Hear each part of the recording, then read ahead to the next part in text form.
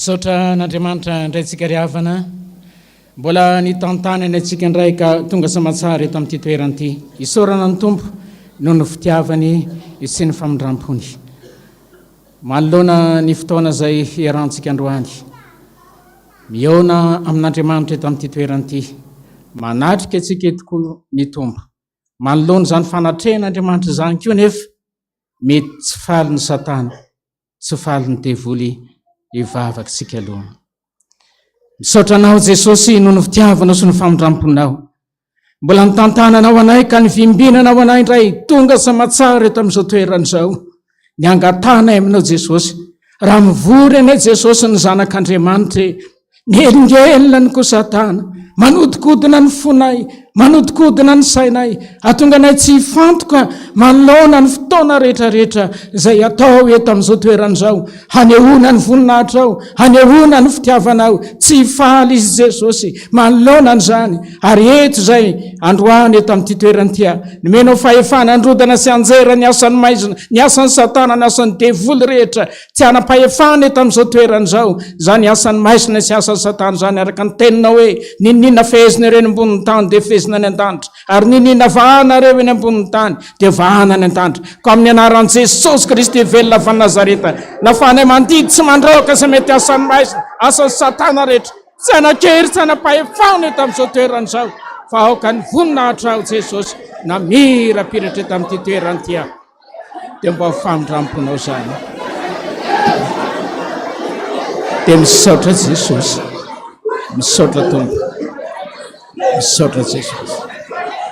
misaotra Jesosy misaotra Jesosy misaotra tompo dia manatrefena ary izao fotoana izao ho voninahitra ny anaranao misaotra tompo amen tonga eto amin'ity toerana ity tsika efa nitsainantsika teto amin'izao toerana izao ny tompo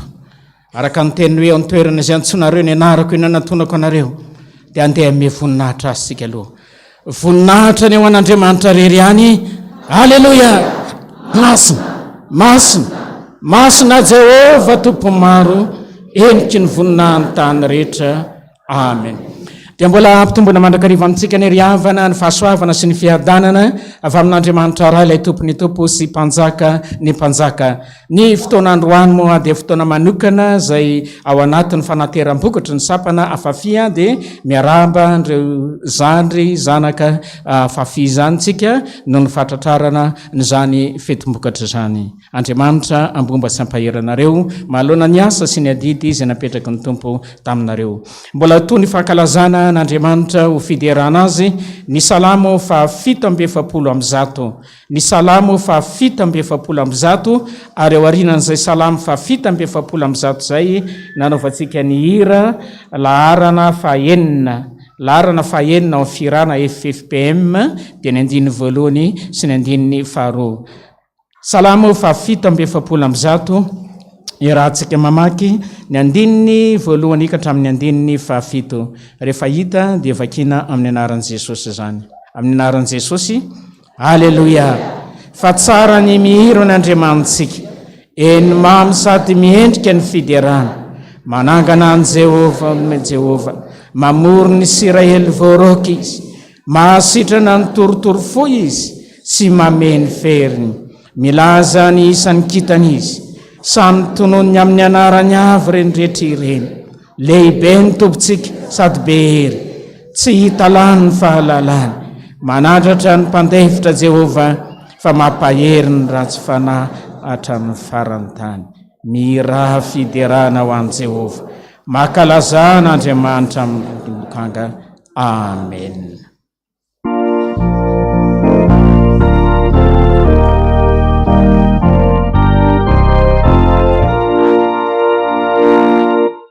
Hafiani undrea riva satanio valei Jehova simasina tuku mia ufatsara manatu Sisa hane ufanazana ilai panawana antiananari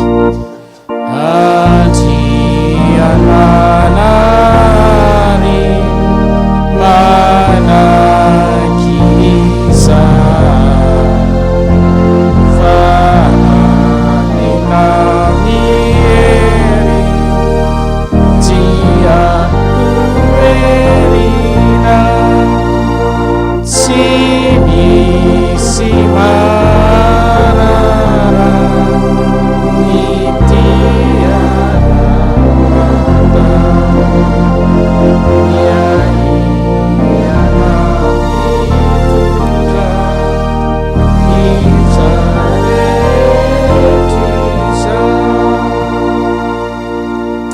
vavaksika.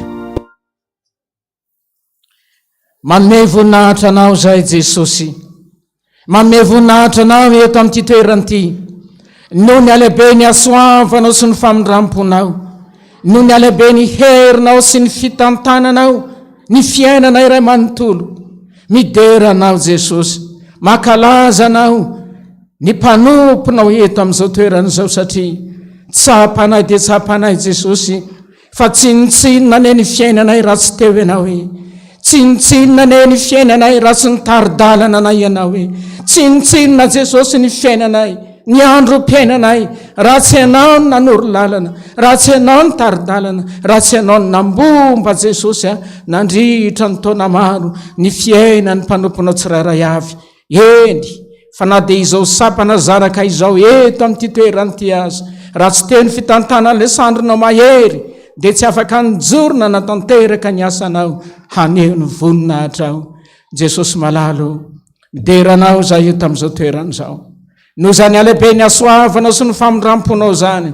fa tanteraka isanandro sanandro ny teninao Jesosy manao hoe: ny masoko sy ny foko dia aminao mandraka riva, miondrika mijery anao mitatana ny dianao mambomba ny lalaka lehanao isaoranay manokana anao zany Jesosy, satria tsaronay dia tsaronay, fa zanakao tokoa zay. Hadidinao ny fiainanay iray manontolo, hadidinao Jesosy ny fiainanay. Ataonay ahoana Jesosy ny tsy saotranao, ataonay ahoana ny tsy deranao, no zany fitantananao ny fiainany mpanomponao tsiraray avy zany. Fa na dia tao anatin'ny olana sy ny ady sarotra azy, na dia tao anatin'ny tebiteby sy ny fanahina azy, mbola tsapanay fa teo anilanay ianao ary tanteraka rahabaky teninao Jesosy manao hoe ny masoko sy ny foko dia amina mandraka riva misaotra Jesosy indreto ary izay Jesosy mba iompi-peo ideranao tahaka ny fanao ny anjely sy ny olo-masina rehetra ny an-danitra any izay mitalakotrokotroka tahaka ny varatra mirandraona tahaka ny ranobe ny angatana aminao izay mba kely vitana eto mba hanitrakasitrahanao Jesosy manao hoe masina Jehova tompo maro eo anatretra. Amen. Eo mpitsanganana ihany tsika anaovantsika ny hira laharana 500 ary eo arinan'izay dia horenesitsika ny afatry ny tompo sy refijerona vavolombelona zay tony mpanompony eto amin'ity toeranyity 500 ny andiny voalohany ny teninao rehetra ry tompo ty anay no tsy mba manapetra fa tomandrakizay.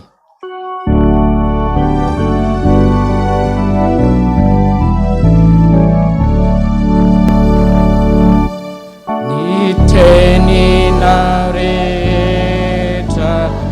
tompo ty anay no tsy mba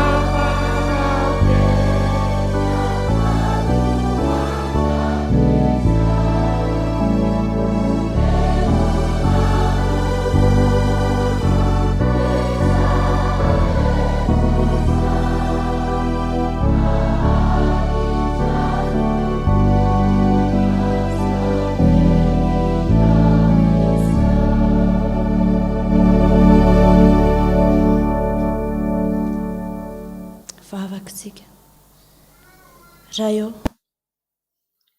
manome voninahitra anao izay amin'ny alalan'i Jesosy Kristy zoko malalanay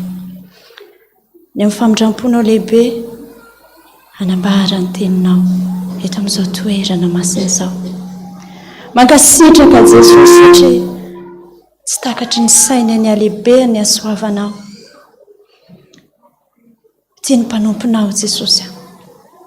zinona moa Jesosy tsy mahay mandahateny akory eo anatrehanao tsy mahay na inona fa noho ny amin'ny baikonao hoe zano ny fidy ianao mandehana ho ny teninao dia ampiasao araka ny fombanao apetrao ambava ny teny Jesosy ho amin'izay mpanomponao tsirairay avy izay tonga manatrika eto ankehitriny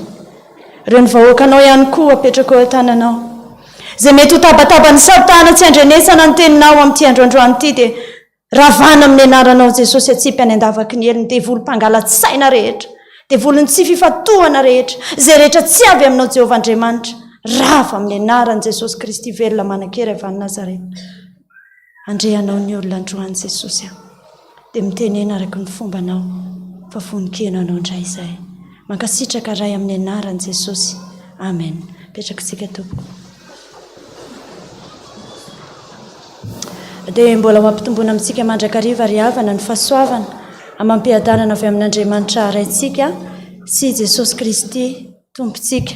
Dia mbola faly miarahaba ihany koa ny sampana hafafi amin'izao andro lehibe fanateram-bokatra izao. Ny tenin'Andriamanitra izay horenesitsika ny amin'ity andro androany ity dia hitantsika eo amin'ny Jeremia mpaminany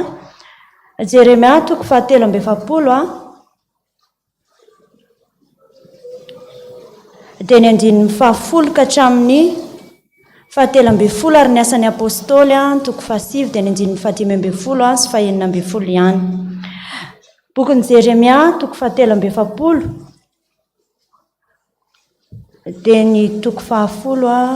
ny 9:10 ka hatramin'ny 7:11. Jeremia 7:10 dia ny 9:10 ka hatramin'ny 7:11 dia avy antsika mijery ny asan'ny apôstôly 7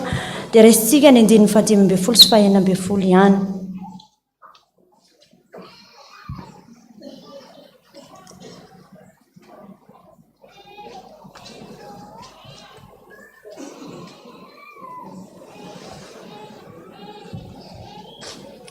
Rehefa hita dia hovakiana amin'ny anaran'i Jesosy manao hoe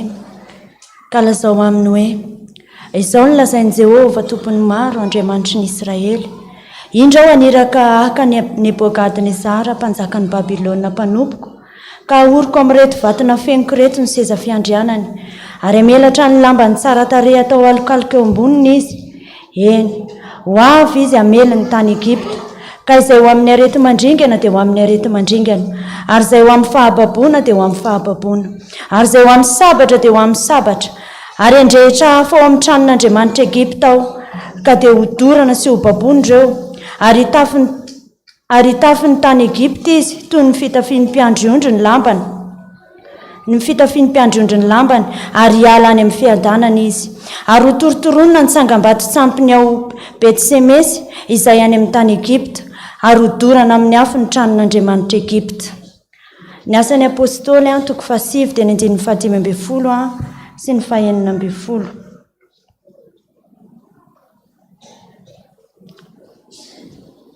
Fa hoy ny tompo taminy,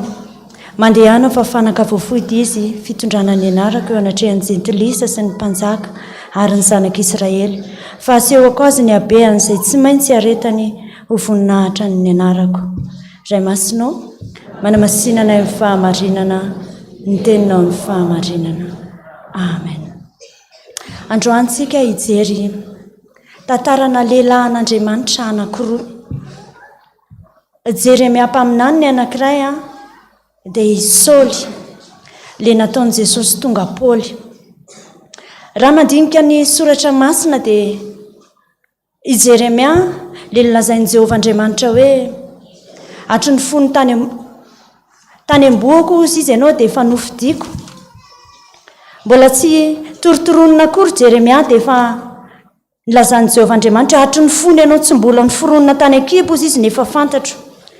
ary hatry fony ianao tsy mbola teraka nefa anao masiniko ary notendreko mpaminany amin'ny firenena. Izay ny fomba netsoan'Andriamanitra ny Jeremia mpaminany. Fa raha jerena kosa ny tantaran'i Saoly, i Saoly indray dia hafa mihitsy ny fomba netsoan'Andriamanitra anazy, ny fomba ny fanenan'i Saoly tamin'i Jesosy tamin'ny fotoan'andro. I Saoly raha fantatritsika tsara ny tantara momba ny Saoly, dia i Saoly dia anisany tena nanenjika ny kristianina tamin'izany vaninandro izany. Ary ny fotoana izay ny fanenany tamin'i Jesosy rehefa nandeha tany Damaskosy izy dia tany no nahitany an'i Jesosy le nahita mamirapiratra izy. Tany no nitenenan'i Jesosy taminy hoe fa maninona ianao no manenjika ahy? Iza moa ianao tompoko izy Saoly? Izaho le Jesosy izay enjehanao. Lehilahy an'Andriamanitra anankiroa nampiasain'Andriamanitra na Jeremia mpaminany na i Saoly. Jeremia mpaminany raha mandinika ny soratra masina ihany koa tsika dia izao ny zavatra mitranga. Anisan'ny mpaminany tena niaritra fijaliana io Jeremia io. Ary ny mpitondra rehetra tao anatin'ny firenena aza dia nilaza mihitsy hoe ity i Jeremia ity dia tsy mba milaza fiadanana mihitsy, fa miteny loza foana. Ary nibetsaka Jeremia no kasaina mihitsy ho vonoana ary nampahoriana tamin'ny fomba rehetrarehetra. Fa i Saoly indray anankiray tsy mba nahita amin'izany hoe azo atao hoe fahoriana tahaka ny aretany Jeremia mpaminany, fa rehefa natsony Jesosy izy izay vao nitenen'ny tompo hoe ampahafantarina azy izay rehetra hiaretany. Tao anatin'ny fihetsoana izany Saoly vao nampahafantariny Jesosy azy fa misy zavatra be dia be tsy maintsy hiaretany. Izay no nasamy hafa kely anazy roalahy ireo. Fa Jeremia mpaminany ninona zavatra rehetrarehetra izay nalehany dia izao izay lazain'i Jehovah taminy no nitanterahany.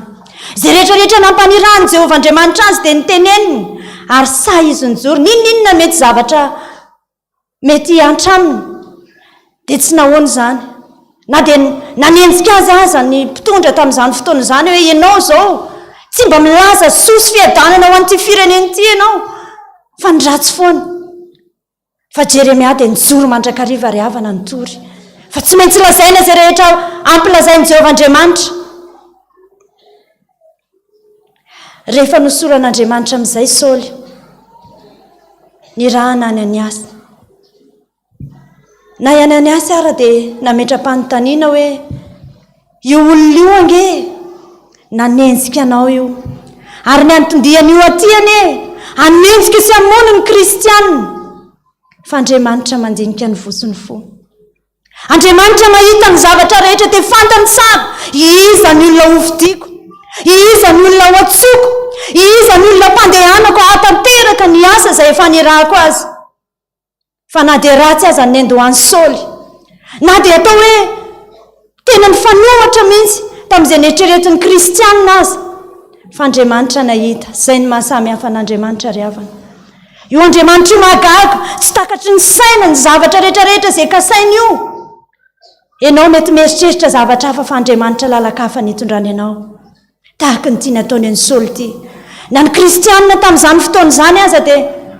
nitebiteby mihitsy rehefa nanomboka nitory izy.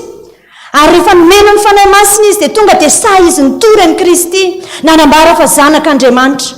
Teo ny nampia ihany kristianina rehetrarehetra hoe tsy tia ve le lehilahy, tsy tia ve le lehilahy nanenjika ny kristianina, fa nahoana ary,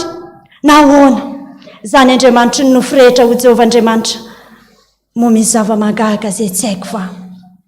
ao anatin'ity tantara ny fanompoana an'Andriamanitra ity ry havana. Ny olona rehetra izay natsoan'Andriamanitra misy lalana hitondran'i Jesosy ianao. Mety tery io lalana io, mety averinao hoe efa tsy izy mihitsy izao lalana izao, fa zao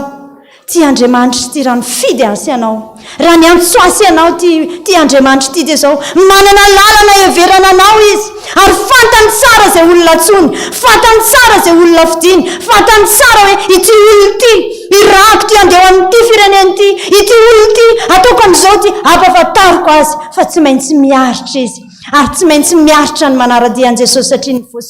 voasoratra ao amin'ny Baiboly dia hoe tery ny lalana, ary izay rehetra tsy mandeha amin'ny tery izany dia tokony eritreritritsika ry havana ao anatin'izany.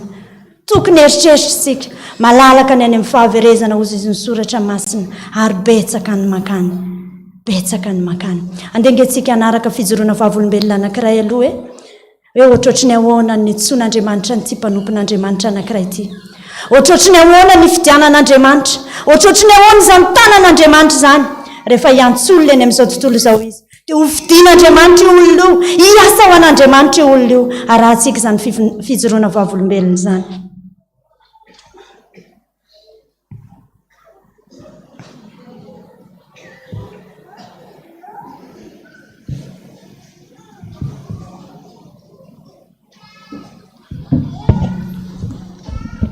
Ivavaka isika dia mbola misaotra anao izay Jesosy ankehitriny ny amin'ny fitiavanao sy ny famindramponao ka mbola tonga anao eto amin'izao toerana izao indray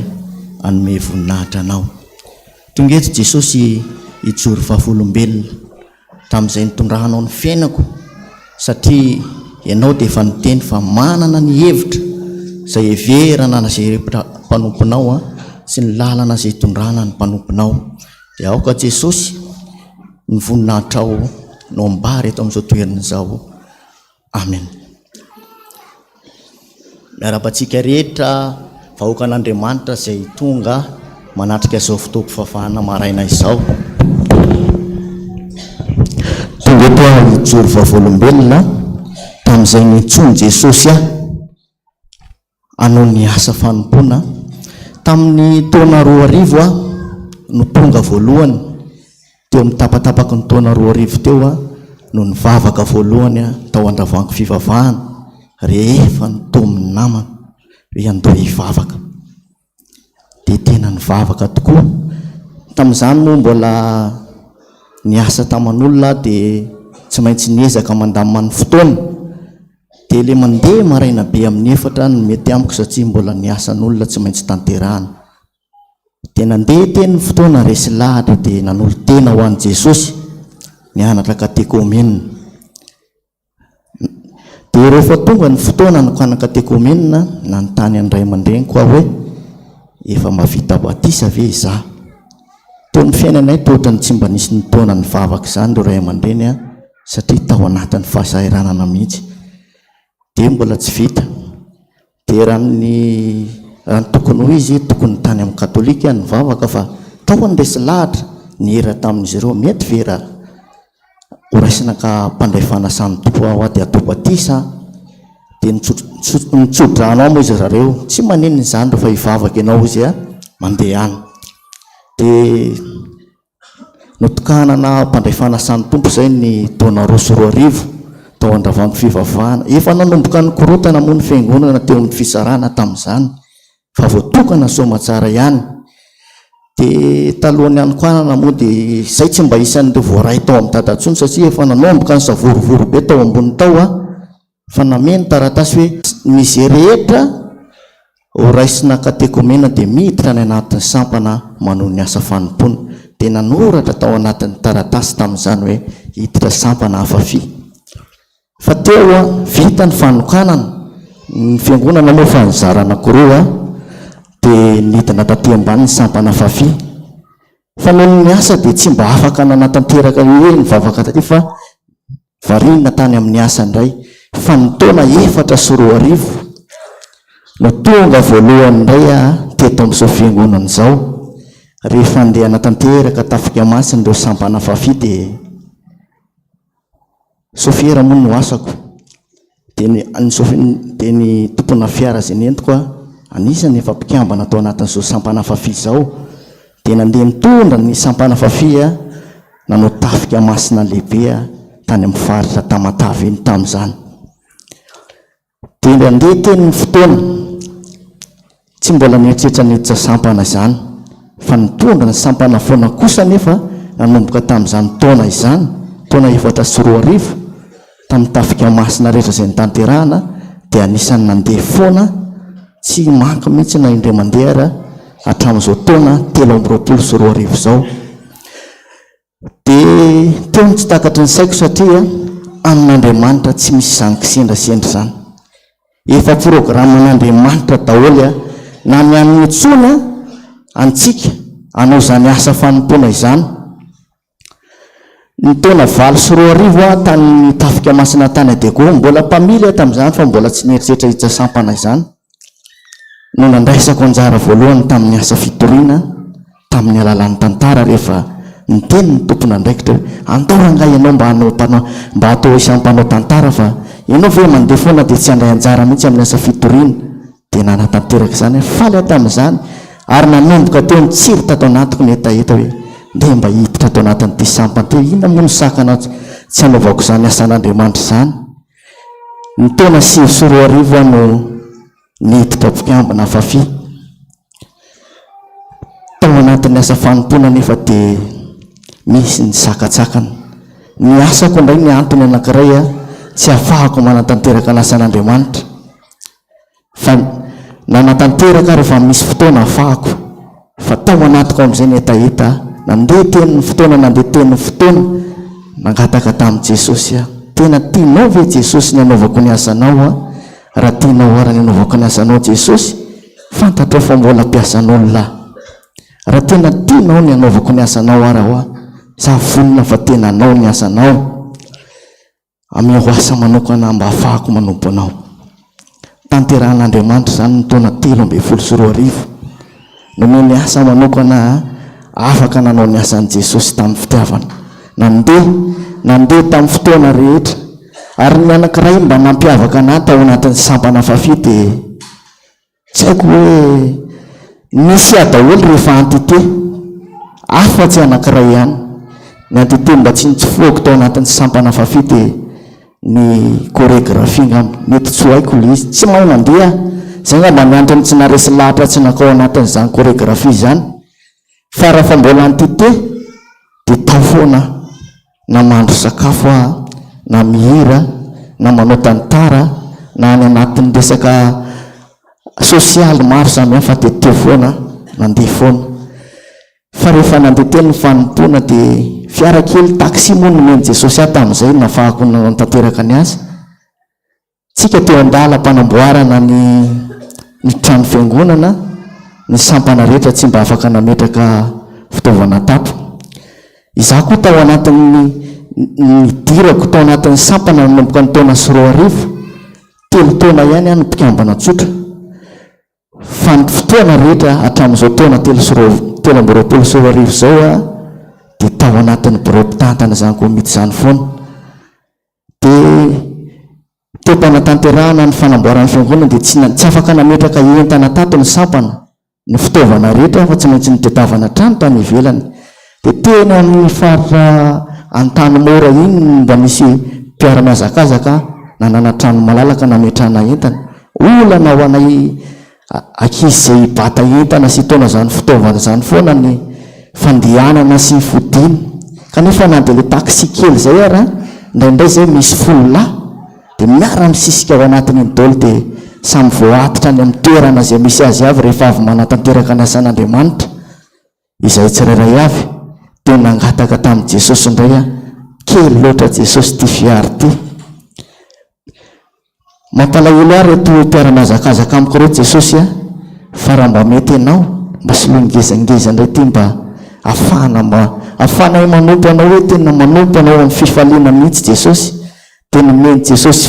fiara lehibe anankiray indray na ahafana na natanteraka ny asan'Andriamanitra ary ihany koa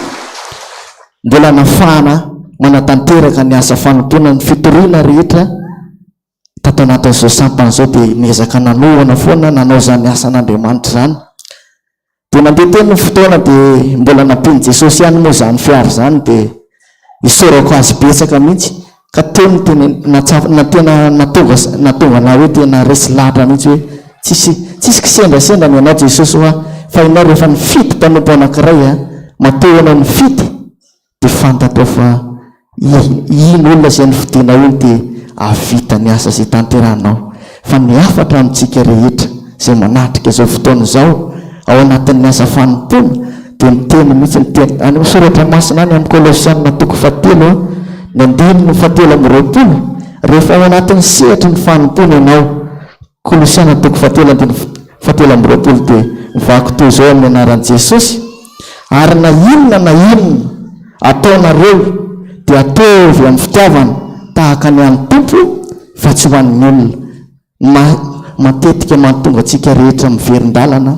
dia ny fijerevana olona ao anatin'ny sehatry ny fanompona mety misy tsy mitovy hevitra mety misy ihany koa mety manafotohana anao ao anatin'izany na hoe mahita ny fahalemeny zay mpiara-mazakazaka aminao ianao dia ino ny ampiverin-dalana anao nefa tsarovy ry havana fa Jesosy matoa nifidy anao dia fa niteny mihitsy izy fa andao ianao anaraka fa ahoanao inona zay zavatra rehetra mitranga ao fa miasa zay andrahan'i Jesosy tanterahana ka raha fa mifidy anao Jesosy dia miasa izay andrahan'i Jesosy ianao tanterahana fa aza mijeran'izy ianao aza mijeran'izy ianao amin'izany asa fanompona zany fa rehefa tsy mijeran'izy ianao fa mibanjana an'i Jesosy zay nifidy anao dia za matoky sy mino fa andray ny valy sozy avy any amin'i Jesosy zany no raisinao lova dia amparezako atsika farany dia miorena tsara amin'izany asa fanompona izany fa rehefa tsy mijery olo tsika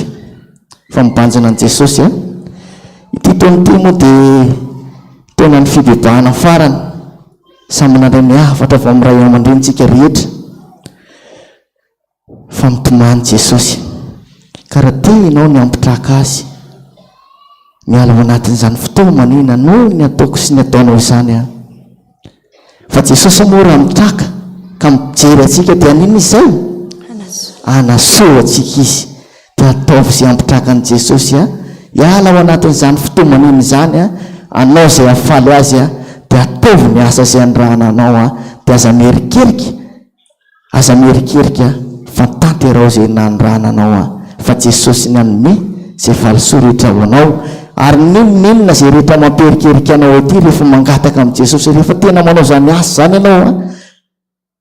amin'ny fonao amin'ny fitiavanao amin'izay rehetra nananao dia Jesosy ny manondro zany amin'izay rehetra tsy takatry ny sainao dia mahiraiza tompoko saotra Jesosy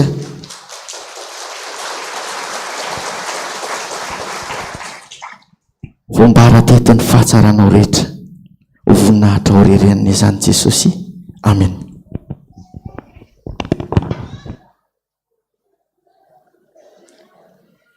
Ohatr'izany Andriamanitra ry havana rehefa mifidy mpanompo anankiray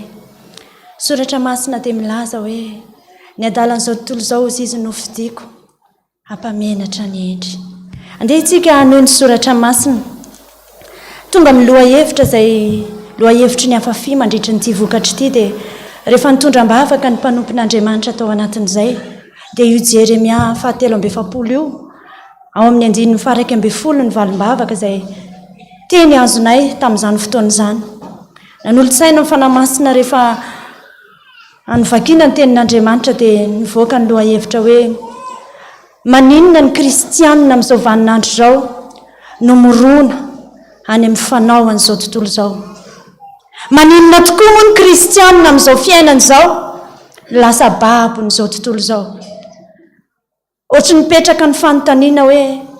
tsy mahery tsony ve ny Jesosy izay ivavahantsika ry havana, dia lasa manao ny fanaon'izao tontolo izao tsika, mikambakambana amin'izao tontolo izao tsika, miaroaro amin'izao tontolo izao tsika, ary manamary tena aza indraindray hoe ohatry ny mety ihany, ohatry ny tsy dia maninona ihany, saingy tsy valiana vetivetiny raha tsy atao dia manao izay tiany atao, na dia ny kristianina antsoina hoe zanak'Andriamanitra aza. Malahelo Andriamanitra, malahelo Jesosy ry havana. Raha mijery an'ity tantara izay azo tamin'ny sitrapon'Andriamanitra ho an'ny hafa fity dia tahakitahaka izao ny tantara izay nitranga tamin'izany fotoana izany. Tamin'ny andron'ny Zedekia mpanjaka no nitranga ity tantara ity. Rehefa nangataka ny jiosy tamin'izany hoe tamin'i Jeremia mba hivavao izahay ozy izy hoe inona ny ataonay satria tao anatin'ny ady mafy ny zanak'Israely sy ny Joda tamin'izany fotoana izany. Nandalo ady mafy, nisy faherany nataon'ny mpanjakany Babilôna, nisy zavatra be dia be napahorian'ny Kaldeana sy ny rehetrarehetra, dia nangataka fantany ihany fa mpaminan'ny Jehovah Jeremia saingy izao tsy fantatra tsony ny tao anatiny. Fa rehefa ao anatin'ny fahaterena ny olona dia izao mba hivavao zay, mba hivavao zay, fa tsy mety miala amin'ny ratsy fanaony. Izay ny olana, ary izany mahavoan'ny kristianina amin'izao fotoana izao. Te hahita valim-bavaka, te hahita ny voninahitr'Andriamanitra fa tsy mety miala amin'ilay toerana, tsy mety miala amin'ilay fanaoan'izao tontolo izao, dia lasa tsy mihaino Andriamanitra. Dia lasa ianao indray, isika indray no mametra-panontaniana hoe ohatry ny tsy miheno vavaka tsony Andriamanitra, fa ary misy mahay, ary misy manao an'izao, dia lavon'ny kristianina maro. Taona ny fibebahana farany ity ry havana. Raha mijery an'ity tantara ity dia rehefa nangataka reto jiosy reto mba hivavao izay, borany eto anatrehanao ny fifonanay, mifona amin'ny Jehovah Andriamanitra fa izay rehetrarehetra ho lazainy dia ho tanterahanay. Afaka 10 andro dia nandefa teny amin'izay Jehovah Andriamanitra nampitondraina ny Jeremia mpaminany. Rehefa nampitondraina ny teny izao zavatra nylazainy Jeremia mpaminany, ozy izy Jehovah Andriamanitra ozy izy, fa tsy azonareo atao mihitsy raha onona eto amin'ity tany ity ianareo ozy izy, raha onona eto amin'ity tany ity nareo ozy izy, eto amin'ity tany ity manaiky hoe ny Babilôna, mpanjaka ny Babilôna hitolo tena ho amin'ny mpanjaka ny Babilôna dia tsy ho fatinareo ozy izy. Izay ny valim-bavaka. Fa niditry ny fony reto jody reto dia izao, izay tsy maintsy ho any Egipta, izay tsy maintsy ho any Egipta, izay foana, izay tsy maintsy ho any Egipta. Kanefa l'Egipta dia ohatry ny tandindony fiainantsika amin'izao fiainan'izao. Izay tsy maintsy hanao ny fanaoan'izao tontolo izao. Ohatrotry ny ahoana ny fanaoan'izao tontolo izao, ohatry ny mahasarika, be dia be ny lava any amin'ny sehatra rehetrarehetra, ohatry ny mety. Na dia efa lazain'izao aza fa ty lalanyty tsy mety aminao. Efa nambarany Jeremia mpaminany tamin'ny firenen'ny Joda fa tsy azonareo ataony mandeha any, fa ho fatin'ny sabatrinareo, ho fatiny ho babonareo ary hijalonareo satria ho atsangany Jehovah Andriamanitra ny mpanjakany Babilôna hamotika an'io Egipta izay andehananareo io e. Fa hozy izy mpandainga ianao, izay ny navalin'ny taranak'i Joda sy ny Israely, mpandainga ianao fa tsy naniraka anao Jehovah. Any aparany any olona dia mitady fampianarana metimety aminy. Fa tamin'ny voalohany rehefa tao anatin'ny fahaterena, hivavao amin'ny Jehovah Andriamanitra ao izahay. Hivavao izahay fa izay lazain'i Jehovah dia ataonay. Fa rehefa tonga ny valim-bavaka, rehefa tonga ny tenin'i Jehovah, mpandainga ianao indray, mpandainga ianao. Jehovah tsy naniraka anao fa lainga izay rehetra nilazainao. Izany ny zavatra mitranga amin'izao fiainantsika amin'ny fanarahana an'i Jesosy izao. Ao anatin'ity sehatra ny fanompony ity, raha ny tantaran'ny Saoly tao dia asehoko azo izy izay rehetra, tsy maintsy hiaretany. Misy zavatra tsy maintsy hiaretana amin'ity fanarahana an'i Jesosy ity. Misy zavatra tsy maintsy afotsika amin'ity fanarahana an'i Jesosy ity. Misy zavatra tena tiantsika amin'ity fanarahana an'i Jesosy ity fa izao tsy tian'i Jesosy. Raha mitoetra ao anatintsika ny fitiavan'Andriamanitra dia izao, tsy mikambana amin'izao tontolo izao tsika. fa ny soratra masina dia milaza ry havana fa raha tia an'izao tontolo izao tsika raha mbola mikambana amin'izao tontolo izao dia tsy ao anatytsika ny fitiavandray ary efa tsy tonga ao anatytsika ny fitiavandray dia izao ny zavatra mitranga tsisy nininina ho azytsika ny tsy mihaino Andriamanitra tsy mihaino Andriamanitra amin'ny fotoantsika manao somary mafimafilo tahaka ny nataony zanak'Israely tamin'izany fotoana izany rary ny Andriamanitra raha tsy mamoaka valim-bavaka rary ny Andriamanitra raha tsy miteny ary rary ny ihany koa raha Jeremia taminany nilaza loza foana satria mafiantoka ny zanak'Israely tsy nentina narina ny zanak'Israely impiry ny zanak'Israely izay tena nampalahelo ny fony Jehovah-Andriamanitra izay fady indrindra hozy izy Jehovah-Andriamanitra dia ny fanompontsampy izay nataony reto zanak'Israely reto fa mibebaka izy miverina mibebaka izy miverina fa saingy Andriamanitra tia atsika mbola fotoana androany mbola fahanao mibebaka eo anatrehan'Andriamanitra tsika mbola fotoana androany ry havana mbola fahanao indray mamerina ny voadinao fanompan'Andriamanitra ao anatin'ity sehatra ny fanompony ity dia misy lalana hitondrany Jesosy tany amin'iny faritra Mahajanga iny izay tamin'ny heritaona ao anatin'izany dia nandeha tamina toerana anankiray rehefa nandeha tamin'ny toerana anankiray izay nanao porte à porte dia tonga tamina tanàna kely izay dia nijery an'ilay tanàna tamin'izay fotoana izay onena be mihitsy ny foko mahita olona tena antitra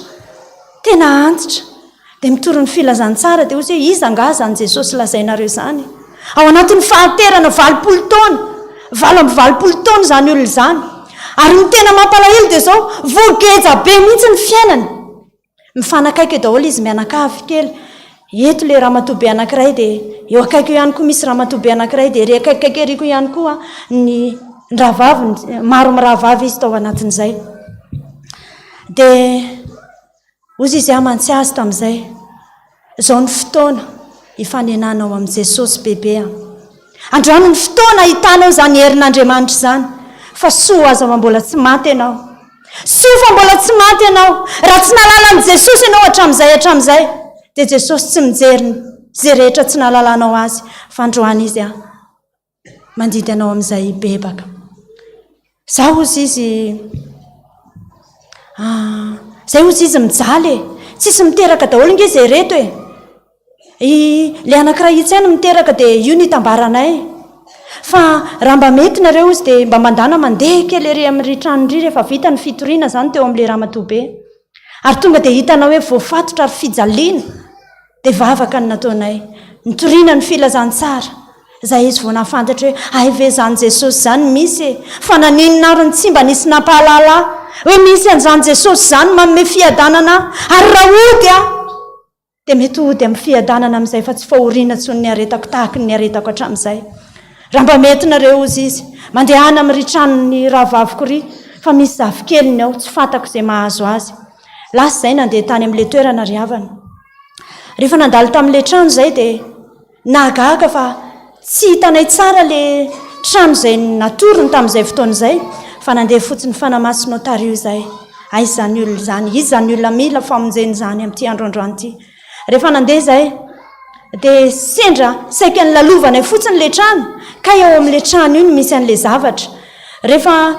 nandeha izay dia somary niveriny hoe ary ity trano ity dia niveriny izay nandalo ny varavarana izay tao anatin'izay rehefa nandalo ny varavarana izay io vehivavy anankiray teny efa ampahoriany devoly voateraka kely eo amin'ray volana eo nefa izy mihetsika izy nefa ilay zaza eny an-tanana eny mihetsiketsika be eo izy somary taitra izay Jesosy afa ahoana le zazakely atsipony io zaza io dia mihetsika izy tsy mahita tao ntsony le praita-po aminy le vady aman-janany tsy hitany le vady aman-janany ntsony fa mitsoaka aza le rangahy hoe tsy vitako ntsony ozy le rangahy fa efa tena zao foana ve dia niditra moa izay tia Jesosy ny asa izay nanirahanao anay tonga hafa Jesosy hainao atao ny zavatra rehetra milaza ny fianakaviana fa tsy hainy antsony fa ianao Andriamanitra no milaza hoe ny zavatra rehetra hainy miny izay tsy hain'olombelona atao dia hain'Andriamanitra izay ny voalaza ny soratra masina natao ny vavaka tao anatin'izay natao ny vavaka natsona ny fianakaviana natao ny dinidinika inona ny netim-boan'ity zavatra ity efa nitety fiangonana maro izay efa nalefa tany amin'ny toby na fiangonana rahavavy anankiray izy fa vome miombo azy dia nametra-panontaniana natao ny dinidinika rehetrarehetra tao anatin'izay. Rehefa natao ny dinidinika rehetrarehetra dia natao ny asa, natao ny angaredona, natao nandritry ny fotoana ora maromaro. Namangy ny fanao hoe eto miakatra any ambony izy dia atsovo daholo ny fianakaviany. Nentina nakatra tany amin'ny toerana izay nitobin'ny hafafi izy. Tany izy nampandrona, tany izy nanaovana nohizana ny asa. Ay rehefa natsona daholo ny fianakaviana rehetrarehetra ny vady aman-janaka izy rehetrarehetra kay samy efa nampandrona, nanaovana ny fomba fanao rehetrarehetra tany amin'ny doany. Dia kazigaka izay fa maninona ary izy ity miodikodina eo amin'ilay rahavaviny. Ilay rahavaviny tsy mihetsika mihitsy fa rehefa hetsika izy dia miodikodina eo amin'ny rahavaviny io. Miodikodina eo dia Jesosy afa inona ny antony mahatonga azy manatokatona n'io rahavaviny io foana. Rehefa nentina niakatra tany ambony dia nentina koa ilay rahavaviny, tsy nentina handeha mihitsy ilay rahavaviny tamin'ny voalohany, za tsy hoany, tsy maintsy mandeha ianao. Dia rehefa nandeha nakany izy, ny vadiny tsy nentina handeha fa lasa nitsoaka. Tebiteby ny mpanompon'Andriamanitra tao anatin'ny fotoana fohy. Ahoana tsy ho avy eo indrangahy iny, nefa raha tsy tonga eo indrangahy iny dia tsy vita mihitsy ity zavatra ity. Tao anatin'izay dia izao ny teninay. Raha Jesosy mihitsy ny te hamahany reto olona reto dia izao, tsy maintsy tonga eo indrangahy iny amin'ny anaran'i Jesosy. Fotoana kely tao aorianan'izay dia iny fa avy ilay rangahy. Manaiky no hovana izay, manaiky hibebaka izay, izao avy ny ratsy rehetra vitanay, izao avy ny zavatra rehetrarehetra izay nataonay teo anatrehan'Andriamanitra. Ary tsy sampanay ankehitriny ozy izy, fa na dia nitety fiangonana maro ary izay, na dia nentina tany amin'ny toby ary ozy izy sitrana satria mbola tsy fonay ilay fombanay. Mbola tsy fonay fa mbola tianay ozy izy tao anatin'izay. Rehefa nanaiky ny bebaka izy ry havana, natao ny asa, ay ilay rahavaviny iodikodinany tao amin'ny rahavaviny daholo ny fohy be an'ilay devoly rehetrarehetra. Fa vao nanomboka nanao ny asa amin'izay, izay vao tena nietsika be amin'izay ilay rahavaviny. Nietsika ary tena pira noho ilay ramatoa anankiray vao niteza kely. Fa voninahitra ho an'i Jesosy fa tao anatin'ny fotoana vitsy tao aorianan'izay voavaha izy ary navotan'Andriamanitra. Sitrana soamatsara, voninahitra ho an'Andriamanitra amin'izany rehetrarehetra izany. Jesosy rehefa hanao zavatra dia manao zavatra. Mila miala amin'ny toerantsika mahazatra fotsiny tsika ry havana. Elao ny fanao ratsy rehetra. Elao izay rehetra tsy araka ny sitrapon'Andriamanitra. Elao izay rehetra fantatra ao tsara fa tsy mifanaraka amin'ny sitrapon'i Jesosy. Dia mahalala ianao. Fa io Andriamanitra io rehefa mahafoy ny lalan-dratsy ny olona anankiray dia miteny foana izy avy ary fandahatra tsika. Rehefa miala ny fomban-dratsy ny olona anankiray dia izao aseho an'Andriamanitra ny zavatra rehetrarehetra na amin'ny hafinara. Ary izay rehetra tsy nangatanao aza dia omen'Andriamanitra rehefa tafatoetra ao anatinao ny tenin'Andriamanitra. Ary rehefa manaiky ianao hovan'Andriamanitra ao anatin'ity azakazaka ity. Mahereza ry havana, mahereza amin'ity fanomponan'Andriamanitra ity. Tery dia tery ny lalana fa tsy maninona izany fa Paoly apôstôly ny laza. Voageja manodidina ozy izy kanefa tsy tery. Ka na dia teritery ara aloha izao, na dia mahatsiaro fahoriana aza aloha ianao izao tahaka ny Jeremia mpaminany. Aoriana kely ao ahita ny voninahitr'Andriamanitra ianao. Aoriana ao ahita n'izany herin'Andriamanitra izany ianao. Raha ny fiainako manokana ry havana, tsy tonga teto amin'ity toerany be dia be ny zavatra nampandalovin' Jesosy aho. Be dia be ny ady izay efa hitako. Raha vao nanomboka fotsiny niditra tato anatin'ity fiangonana FPVM ity zakamboty mbola kely. Fa vao niditra tato amin'ity fiangonana ity dia izao ndroany akonako, ndroany fianakaviako tao anatin'ny 9 taonako, 7 taonako. Nanjenjeny teny fa nilazaiko tamin'i Jesosy tamin'izay fotoan'izay hoe raha ianao no narahako Jesosy, fatako fa tsy ho faty antoko aho. Ary raha mandalo fahoriana sy fahantrana azy aloha amin'izao fotoan'izao, ndray androany mbola hita ny voninahitr'Andriamanitra ary mahita ny voninahitr'Andriamanitra matosa amin'ny joro manoloana anao ankehitriny fa mahareta amin'ny fanarahana an'i Jesosy. Mankasitraka be dia be anareo sampana hafafiry havana amin'izay rehetra efa nataonareo, amin'izay rehetra efa nanohananareo ny sampana ao anatin'ny azakazaka mafy ny asa any ambanivohitra rehetrarehetra any. Ary dia mbola maniry hatrany izay ny fanohananareo indrindrindra ambavaka, fanohananareo amin'ny zavatra rehetrarehetra mba hanehontsika mandrakariva amin'ny voninahitr'Andriamanitra fa velona io Andriamanitra io tsy miova ny herin'i Jesosy fa izay rehetra fahagagana efa nataony taloha mbola afaka ataony mandraka androany. Voninahitra ao an'Andriamanitra rery ihany. Amen.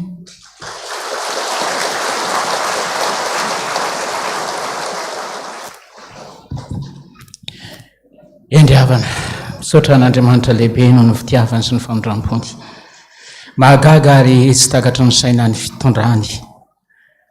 Raha le rahalahy nijoro vavolombelona tamin'ny voalohany teo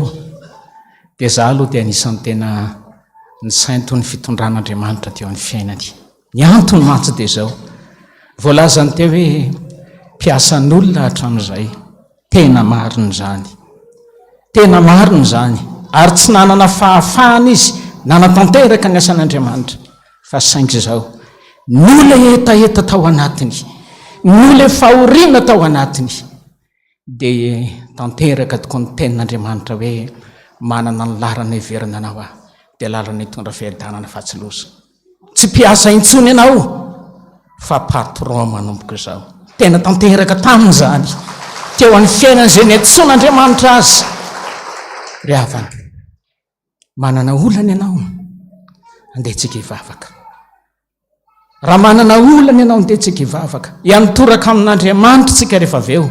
ihanitoraka amin'Andriamanitra tsika rehefa avy eo. Nefa koa izay maniry raha maniry, raha manana olana ianao mba te hivavaka ao anao izay.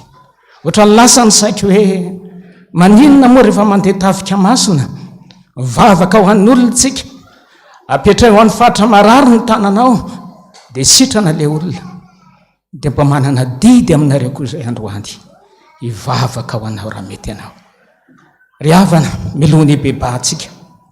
dia tantara anankiray niseho tany an'le toerana anankiray hoe akinga be izay natery ny fo ka ary tsy maintsy holazaka ety any, tafika masina izay natao. Rehefa nandeha tany amin'ny toerana anankiray, mandeha lakana moa izany, mandeha makany, dia fe mandeha tongotra izay vao tonga ny an'le toerana anankiray hoe akinga be. Rehefa tonga ny amin'ny toerana iny dia mizara groupe moa ny ankizy dia miparitaka ny amin'ny toerana hoe ianona makariana reto groupe reto makarian'ny tanàny ry, reto makarian'le tanàny ry. Dia nijanona, nisy vitsivitsy izay nijanona teo an-tanàna. Dia rehefa nijanona teo an-tanàna dia izao no tenin'le tompon-tany, itsy andrefa ny fiangonana itsy ozy izy misy olona mpitaiza dadarabe, dia mety vera mba ho antsika, andao arao ao any. Dia rehefa nandena akany izay olona milahatra, misy olona milahatra makao an'le dadarabe, dia hoe horaisiny ve tsika sa tsy horaisiny? Le olona koa ngamba nieritreritra hoe olona ohatratsika ihany reto mba hilahatra. Dia izay tsy nilahatra fa tonga dia nakeo kaikin'le varavarana, dia tonga dia mivoaka avy any le dadarabe. Rehefa nivoaka izy, inona ny tena atontehanareo? Izay ny fanontaniana nataony. Izay mpitory ny filazantsara avany Taninanandrano any dia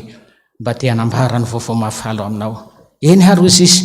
eto ary ny vaovao mahafalinao fa izay makandray olona. Dia nifandresy lahatra teo, torina tamin'i Jesosy, nambara tamin'ny fitiavan'Andriamanitra. Dia izao ny ozy izy, izay ne nivavaka izay koa nge ozy izy mba manompo an'Andriamanitra ihany fa izao kosa miara-miasa Andriamanitra sy ny razana. Be dia be ny fanazavana nataony teo moa, dia misy akoho moa izany hoentin'ny olona, dia misy zavatra fanatitra entin'le olona eo. Dia izy entina ho aiza moa izany rehefa natitra eo, rehefa natitra eo izy izy entina ny amin'ny fasana dia any natao sorona. Dia nisy tantara anankiray ny tamberina teo an-tsaiko. Tao anatin'ny fitoriana ny filazantsara ny fandresy lahatra teo. Zao dada,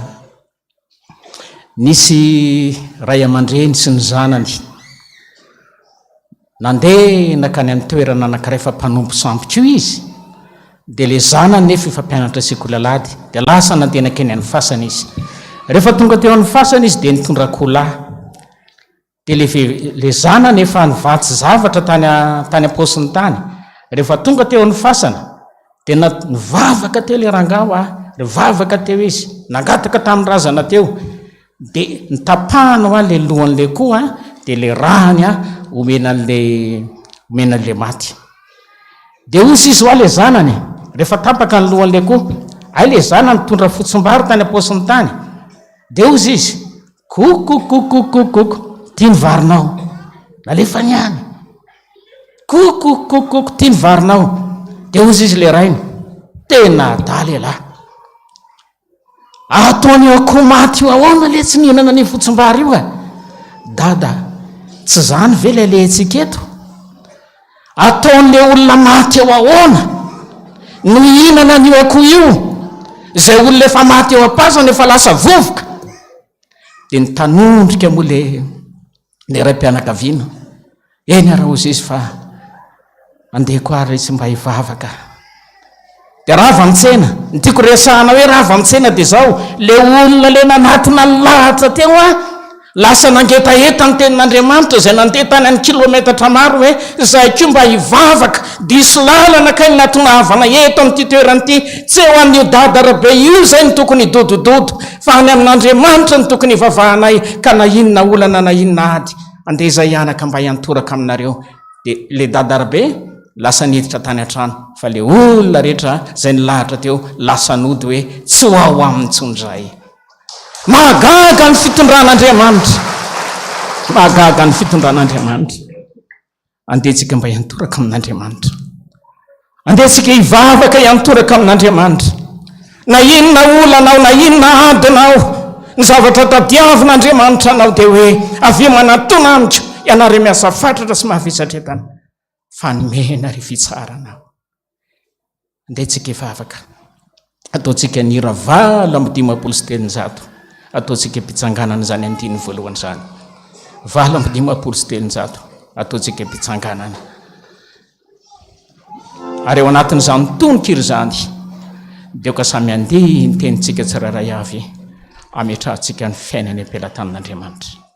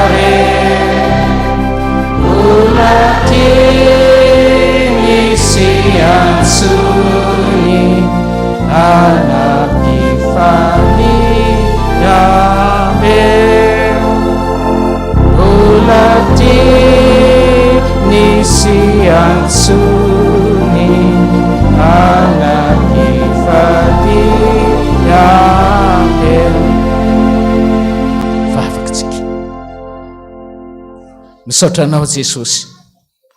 noho ny fitiavanao sy ny famindramponao misaotra anao mbola nitantananao anay tsiraray avy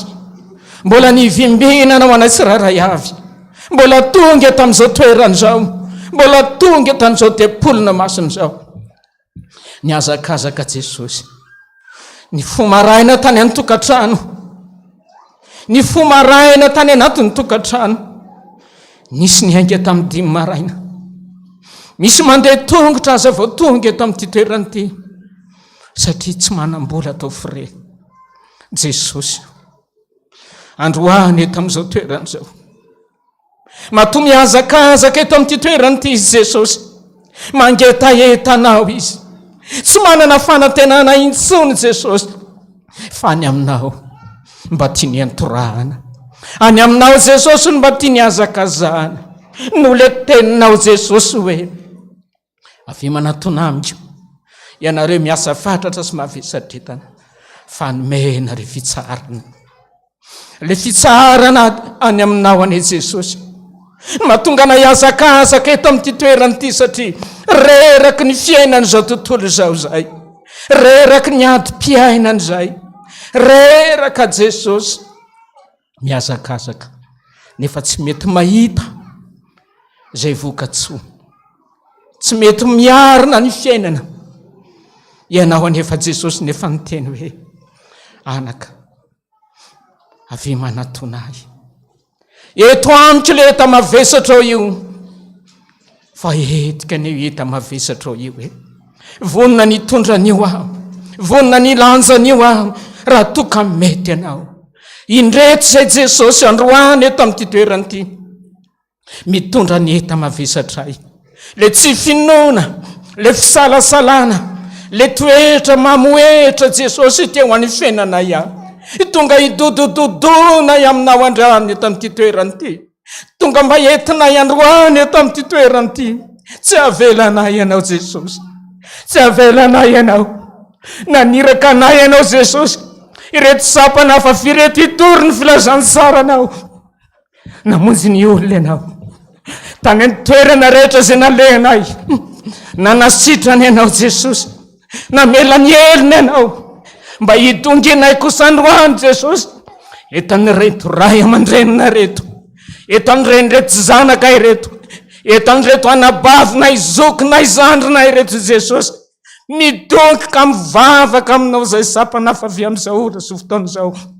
Mamela ny elony, mamela ny elony Jesosy. Raha nisy zavatra vita ny teo anatrehanao, tsy ny fanaraka tamin'ny sitraponao, mamela ny elony. Tanterao androany eto le teninao Jesosy manao hoe anaka, tsy olombelonao ka ho tofo aminao, fa vonona ny amela ny eloko ao aho, fa na dia tahaka ny zaka aza ny fahotanao,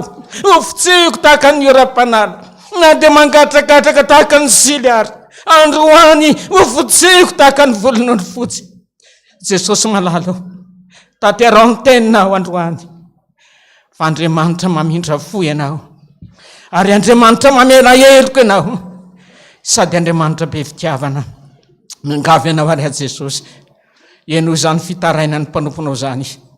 mangataka ny famindram-po sy ny famelan-keloko aminao androany eto amin'izao toerana izao.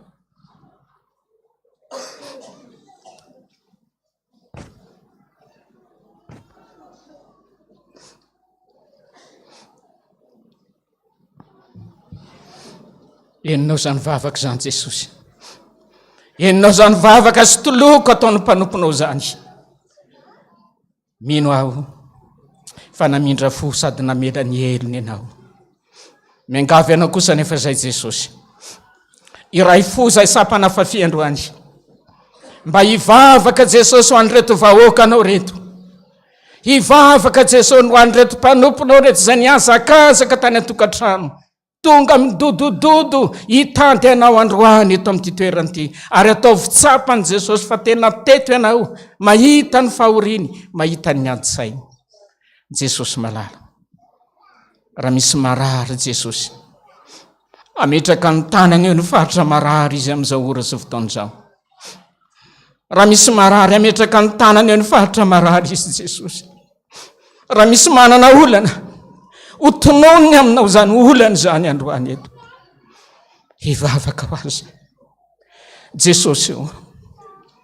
No le teninao Jesosy manao hoe antsoy amin'ny andro fahoriana, dia hovaliko ianao reny aoka zava-magaga saro-patarina zay mbola tsy fantatrao. Antsoy amin'ny andro fahoriana ho ianao Jesosy, fa nio zava-magaga saro-patarina ny fiainanao aho. Misy manana olana Jesosy eto, misy manana retina Jesosy eto, midiny ianao Jesosy eo, idonginay manokana ianao androany, tsy mpanoana nay arabola fotsiny ianao Jesosy eo, reto vahoakanao reto, fa mba ataovy matsapa ihany koa ny herinao sy ny fitiavanao, fa ny asa zay ataony mba misy akony eo amin'ny fiainany, ny fiazakazahana zay ataony misy akony eo amin'ny fiainany manokana. Mivavaka ho azy zay Jesosy eo, mivavaka ho azy zay. Jereo ny fiainany mpanomponao tsirairay avy, hanonona vavaka eo anatrehanao izy. Raha misy manana marary eto, miangavy ianao manokana, hanendro loharanona retina ianao Jesosy, hitondra fanasitranana ho azy ianao amin'izao ora sy fotoan'izao, dia tena ho tanteraka ny teninao Jesosy,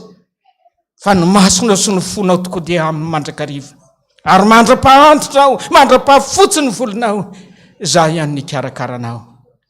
Mino azy Jesosy, fefanjery azy ianao, mino fefananasitrana azy ianao, tena natanteraka ny teninao hoe anaka, ny sofitra tsy lalodalovana fa mandre, ary ny tanako sy foy fa mahavonjy. Faly zay Jesosy fa ny Andriamanitra dia Andriamanitra mamaly vavaka, tsy miova omaly sain'io ary mandrakizay.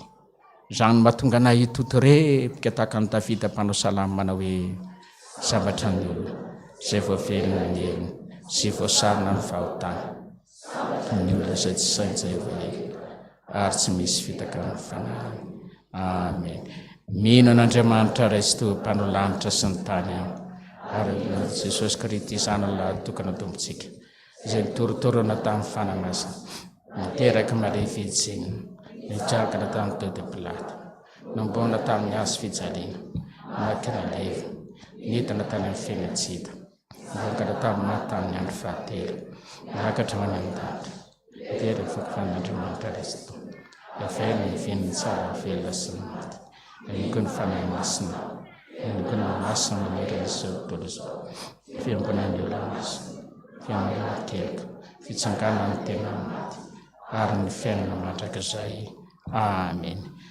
Esambatra Jesosy raha miaraka aminao. Ndiny voalohany ihany.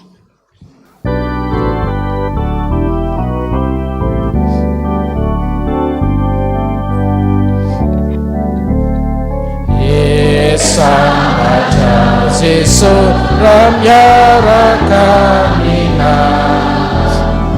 Anilalana dia lavi pauriana dari makauri unikatau hewanilana dia ikaiana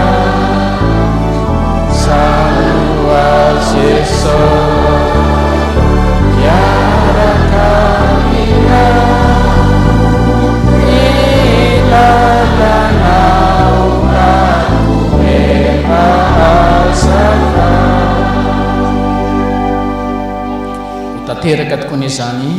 amin'ny anaran'ny Ray sy ny Zanaka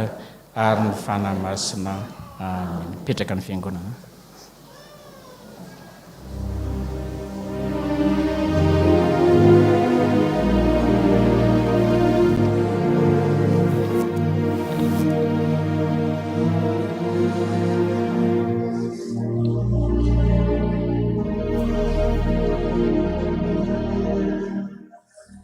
Miaravatsika rehetra amin'ny anaran'i Jesosy Kristy Tompo tratra an'ity andro alahady andro tsara ity indray miaraba ihany koa ny sampana afafia amin'izao fanateram-bokatra izao aoka fanafo mandrakariva amin'ny fanompona ny tompo fa tsy foana tsy akory ny fikelezanareo aina amin'ny fanompona ny tompo tonga eo amin'ny fotoana ny famankina ny aniversera isika tsingeritaona maro isan-karazany zay mitotaly 20 ny isan'izy ireo vakina amin'ny anaran'i Jesosy ampanajana Andriamatoa sy Ramatoa isany Rajaonary Malalanjatove Herve aniversera ny 30 avril Andrianony Herimamy Alain Patrika 12 avril Andrianony Tsirimahery 20 avril Razoary Manana Perline 17 taona ny 20 avril Mamy Sinivo 20 taona mariazy ny 20 avril Andrianasolo Rojo Malala fanomezantsoro 20 taona Ramandimby Arso Antanirina ny 20 avril Bakolo Nirina Fenitry ny Avorimbato Lalaina 20 avril Razafindrakoto Anjara Sotoky Lalaina 20 taona ny 20 avril Ralay Arnosy Arena Warena 2 taona ny 13 avril Rakotondraso Irintso Tesa 2 taona ny 17 avril Fanirintso Domoina Felina anio 30 avril Ramino Arjona Ana ny 20 avril Randriana Solofo Jean de Dieu 20 avril Raharjona Solomenjanahary Juliana ny 30 avril Rakoto Arso Natanael 20 avril Ramiaramanana Tsiory Fanilony Aina ny 20 avril Rahel Lala Vermianta 20 avril Randria Morasata Joni Finoana 20 avril Ralay Armanana Maoly sy Rajonjo Nirmalala 20 taona ny mariazy ny 4 avril teo raha tsy mba zafy Josefa ny 7 avril raha tsy mba zafy Camara Oeli ny 10 mars raha tsy mba zafy Solo José 9 avril raha benja Ami Parfumé ny 3 avril anio raha benja Arson mendrika Gloria 17 avril raha harinirina miantsa fitiavana anio 3 avril ary farany raha zanakoto Kevin Androany 3 avril izay ny isan'izy 7 mianadamianaka ny tenin'Andriamanitra izay cadeau d'anniversaire omentsika azy dia ny ao amin'ny salamo 20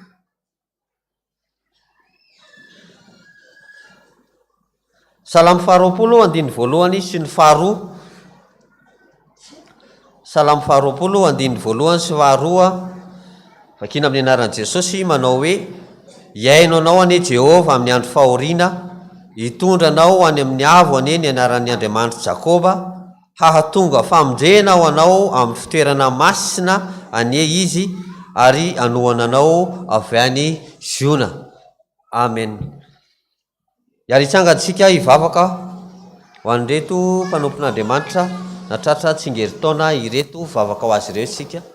vavaka sika tompo midera sy ny laza ny voninahitra dia anao rery andry Andriamanitra rainay amin'ny alalan'i Jesosy Kristy tomponay sy mpanjakanay lehibe voninahitra lehibe fitiavana indrindra lay tsy miova omaly Seigneur mandrakizay misaotra anao Jesosy ny amin'ny fotoana ankehitriny amin'izao atsiarovana ireo mpanomponao ny tsingeritaona n'isan-karazany na nahaterahana hatramin'ny tsingeritaona mariazy tamin'ny tombonandro rehetra nomenao azy ireo Jesosy na ny voatonona teo na ny tsy voatonona fa nahatsiaro anao kosa na ny tsingeritaona anniversaire misaotra anao Jesosy ny tantana azy ireo nandritry ny androm-piainany nombana azy ireo nandritry ny androm-piainany rehetra nahatratrara ny an'izao andro anio izao indray ka dia misaotra miara-mombavaka mitondra-bavaka azy ireo zay ankehitriny ka hotahinao izy raha miditra hotahinao izy raha mivoaka reo olana menjady aminazy ao amin'ny fiainany na ny fianarana izay ao atrehany mandra-pahalehibehany izy ireo Jesosy an'olo-tsaina anazy ianao an'olo-pahalalana anazy ianao ny ao amin'tsingeritaona ny mariazy ihany koa Jesosy amin'ny fitiavana ao amin'ny tokantranony ianao ampamirapiratra ny tavany ao aminazy ianao amin'ny tokantranony fa ianao ny lohan'ny tokantrano fa ireo fitaovana ihany hitondra zany tokantrano zao ninina olana ninina aretina ho sedraina ianao ny vahaolana tsara indrindra ho an'ny tokantrano izy ireo tsirairay avy ka dia amin'ny anaranao Jesosy avy any Nazareta no angatahanay ametrahana izany vavaka izany Jesosy misaotra Jesosy amen petraka isika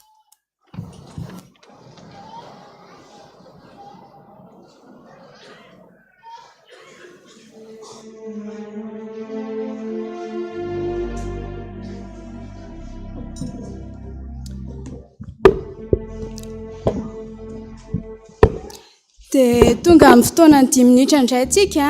dia mangataka ny mpianatra rehetra ny mpampianatra rehetra ary ny dekona mpiansekolealady mba hitsangana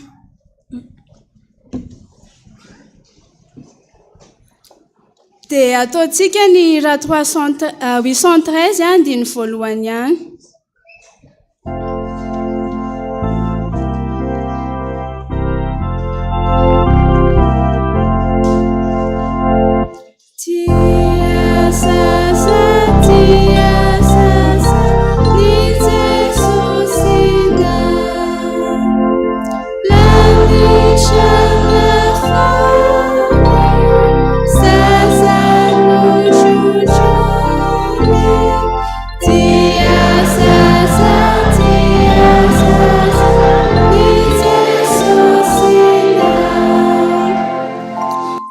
vavaka aritsika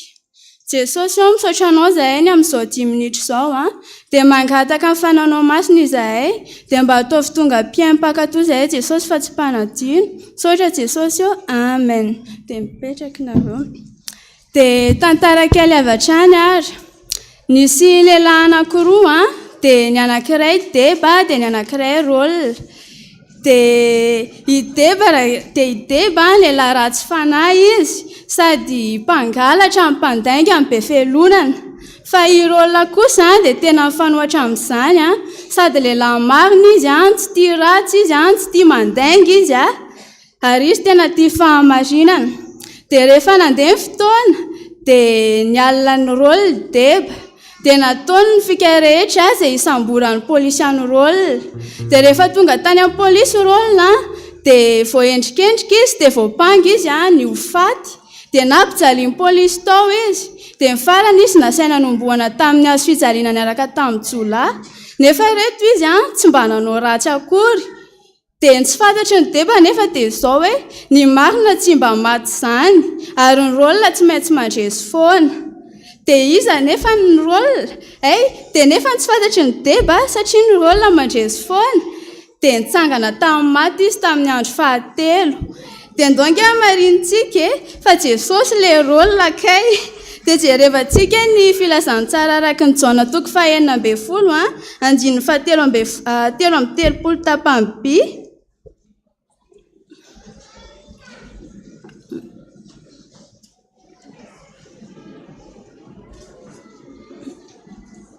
Dia rehefa hita dia efa kina amin'ny anaran'i Jesosy manao hoe aty amin'izao tontolo izao no ahitanareo fahoriana nefa matoki zaho efa nahare izao tontolo izao. Dia raha te ho rôle tahaka an'i Jesosy koa tsika dia ndao hanana toetra tahaka anazy. Voninahitra aneho n'Andriamanitra irery any. Amen.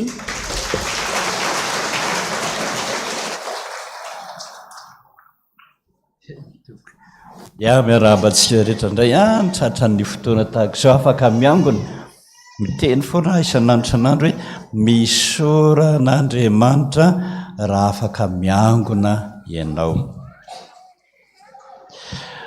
Ambiteny foana ny hoe misoratra masina nylaza hoe eo amin'ny toerana rehetra izay ampatsarivoky ny anarako eo no anatonako anareo ary eo no hitahiko anareo. Maniry ka maniry ary tena mengavy mihitsy ny aho indrindra fa amin'ny alahady heriny zao izay fandraisana miteny foana hoe ny fiangonana izay ampatsiovan'Andriamanitra ny anarany eo no anatonany atsika, eo ny hitahiny atsika. Marina taminao ve zay? Tsy nanana toerana ny vavahana ianao tany voakitaba vavaka maimaika ary ohatran'ny renao fa tsy nisy vokany, fa nisy vokany taminao ve hoe tena niangona, tena tao am-piangonana, tena ny vavaka dia novalian'Andriamanitra amin'izay ny fivavahako. Ohatran'ny mangitahita ny zany mihitsy ka raha mijoro vavolombelona ny sampana amin'ny fotoanany vokatra izay fisorana azy be dehibe. Dia tiako ny fiangonana mba hisy joro vavolombelona na ray aza fotsiny amin'ny herin'ny androany hoe iza no nahatsiaro fa teto amin'ny fiangonana no ny vavaka izay vao namaly Andriamanitra. Ny province any manko raha miantsy eo dia lazaiko azy fa hoe raha mivavaka ianao ka tsy mahita efitrano anao hivavahana, sarotra be ny mahazo an'Andriamanitra amin'ny zavatra mafy be. Ino moa zany zavatra mafy be sy sarotra zany? Hitanao ilay teniny tamin'ny sesy hoe zavatra sarotra indrindra no hitany amiko tadidinareo iny. Inona taminao ny sarotra indrindra ary ovininao ny tany aminy, entinao any aminy. Dia ny province any miantso zay Jesosy zay dada ozy trano falafany aty ka raha mivavaka zay ao ambadika ao enony vadinay raha be zany dia manjary mivavaka mitsara vila aty fa mety ve raha makany am-piangonana danaro andramo tandremo kosa nefa manao hoe misy zay misy anakiroa indray zay any am-piangonana any dia nareo rery indray ny ao ibriko indray ianareo fa ray andry lazao pastera ianao ihany a nomeko lakile androany zay de ianao ihany a nao ao androany fa mahazo vokany le olona tena nahazo vokany de gaga hoe ny any aminay ara mba ahoana ka zay nangatahako amin'ny herinandroany satria ny ampitombo ny finoantsika mba tamana mba ho zatra miona amin'Andriamanitra irery zay zany tena tiako ampitombo ny finonao mba ho zatra ianao a amin'ny ona amin'Andriamanitra irery ka raha fa nisy olona nijoro vavolombelona am'izay a zay ny tena hitako fa tena mampitrotra mihitsy ny fitiavantsika an'Andriamanitra sotra tompo de mba isy anankiray am'izay mba hijoro vavolombelona amin'ny heriny androany na ray fotsiny ara ho a sotra tompoko ny faharoa manaraka izany ny amin'ny heriny androany a fandraisana efa nilaza aminareo a fa ny ampianarana antsika de inona ny atao hoe ozina ary ahoana ny fanalana azy fiangonana maro eto ambonin'ny tany indrindra fa protestanta de sa manizingizina mihitsiny fa tsisy tsoa zany ozina zany efa nentiny Jesosy teo amin'ny azo fijaliana dia Jesosy no milaza fa tapahana ny ozina nefa fa nitapahany Jesosy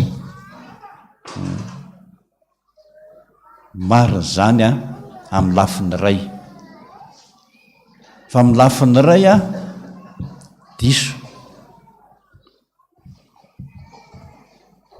hitantsika zany a amin'ny heriny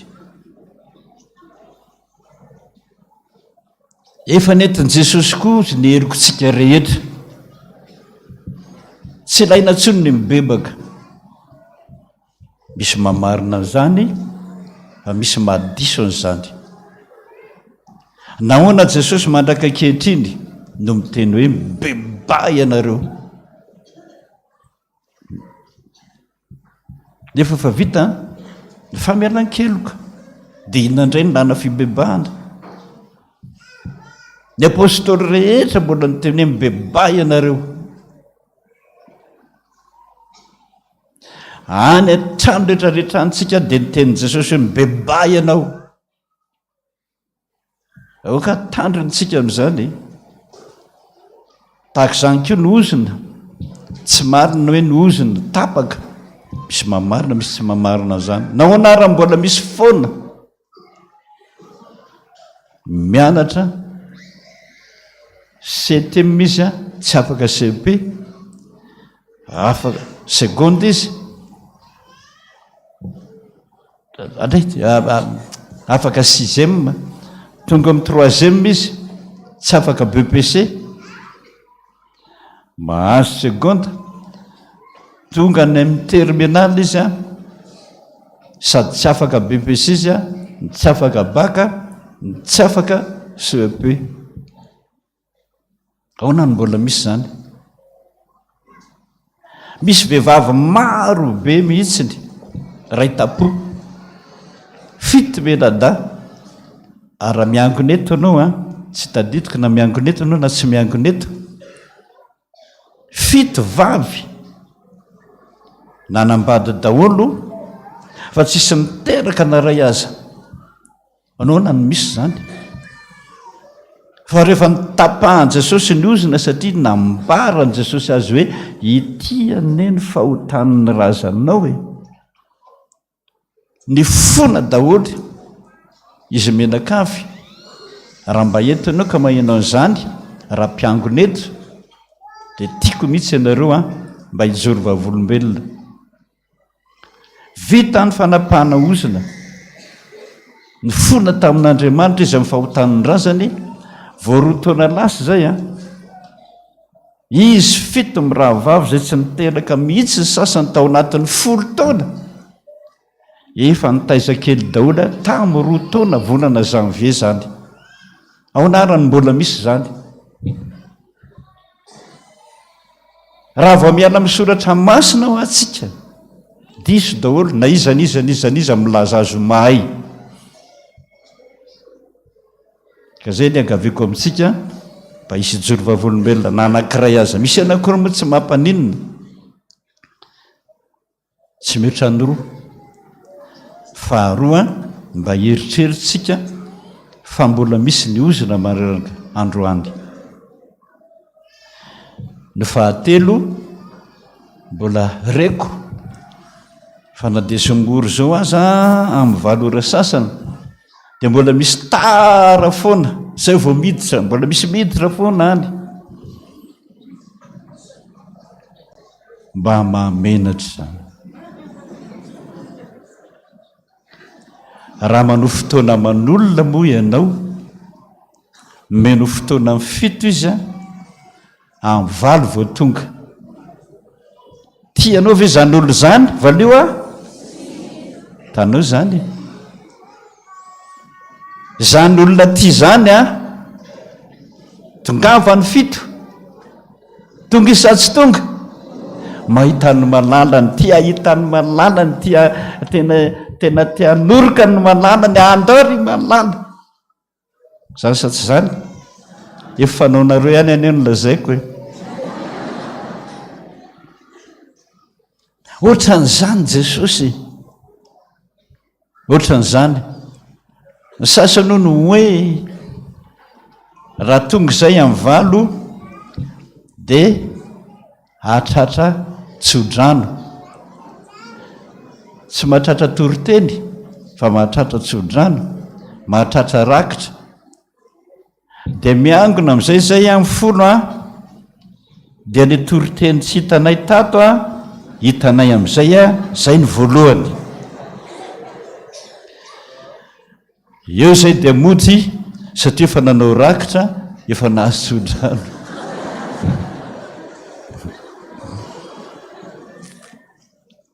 raha mitaninao na malalanao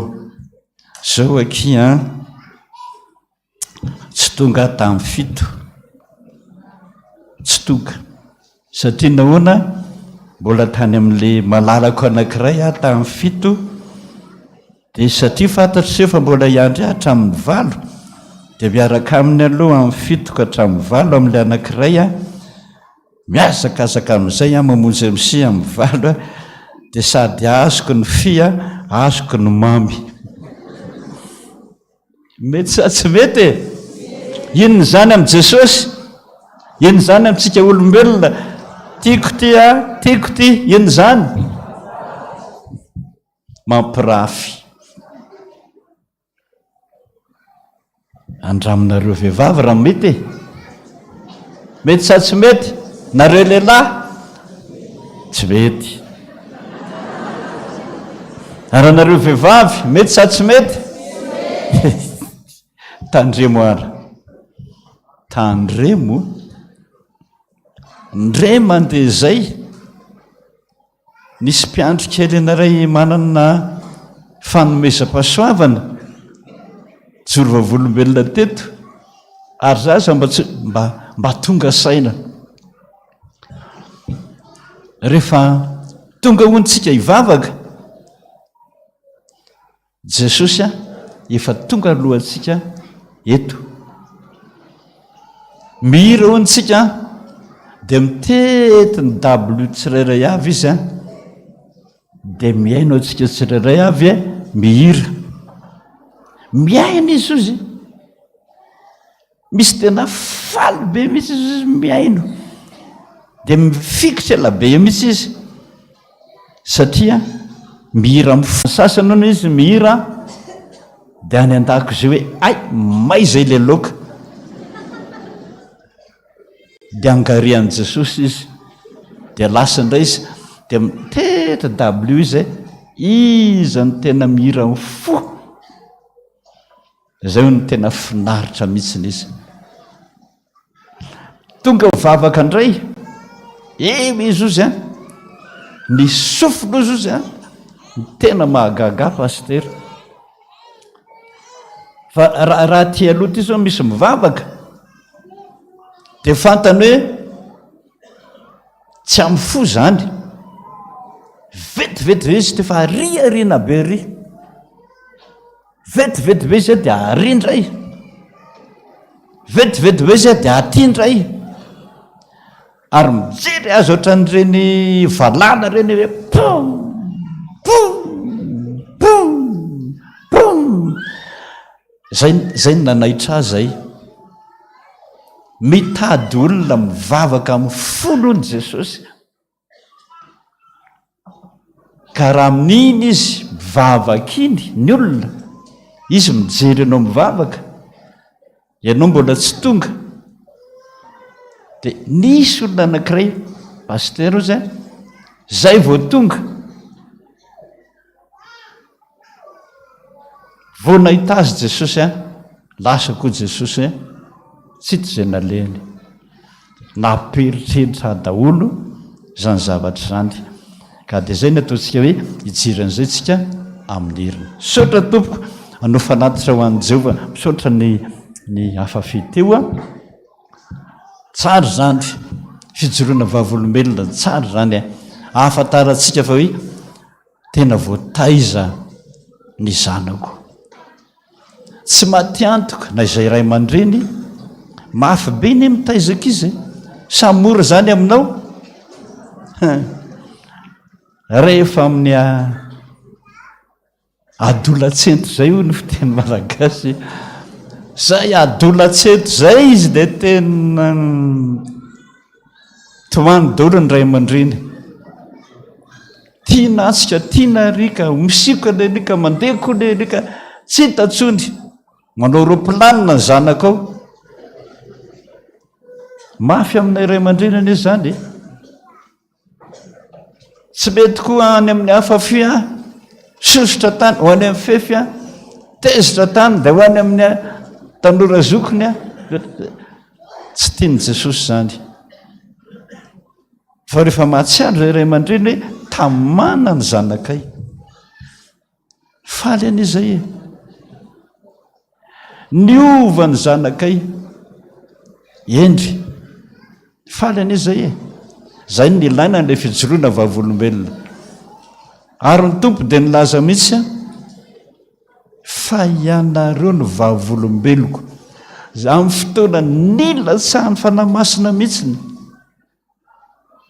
nazo fanamasina daholo ny olona rehetra de hoy Jesosy hoe ianareo amin'izay ny vavolombeloko ny fijoroana vavolombelona zany a tena toroteny miezinezina mihitsy mampitombo ny finoana mampirisika le olona hivavaka sy ho tia an'Andriamanitra zay le fijoroana vavolombelona ny toroteny mihitsy neny tsy fijoroana vavolombelona fa le avy any aminareo io ny tena tadiavan'Andriamanitra mihitsy fa inareo rehetrarehetrarehetra zao zay ny lako ny fijoroana volombelona vavolombelona rehefa lahady fandraisana ny alahady tsotra moa amin'ny sampana lahady fandraisana kosa atsika fiangonana sotra tompoko de rakitra amin'ny kitapo an'ny fiangonana ny am'mpane kosa de atorytsika daholo any zanatsika hafafia zay fantatrareo tokoa ny fitombony ny finoany an'Andriamanitra sotra tompoko zay mamem-pifaliana no kasitrahana indrindra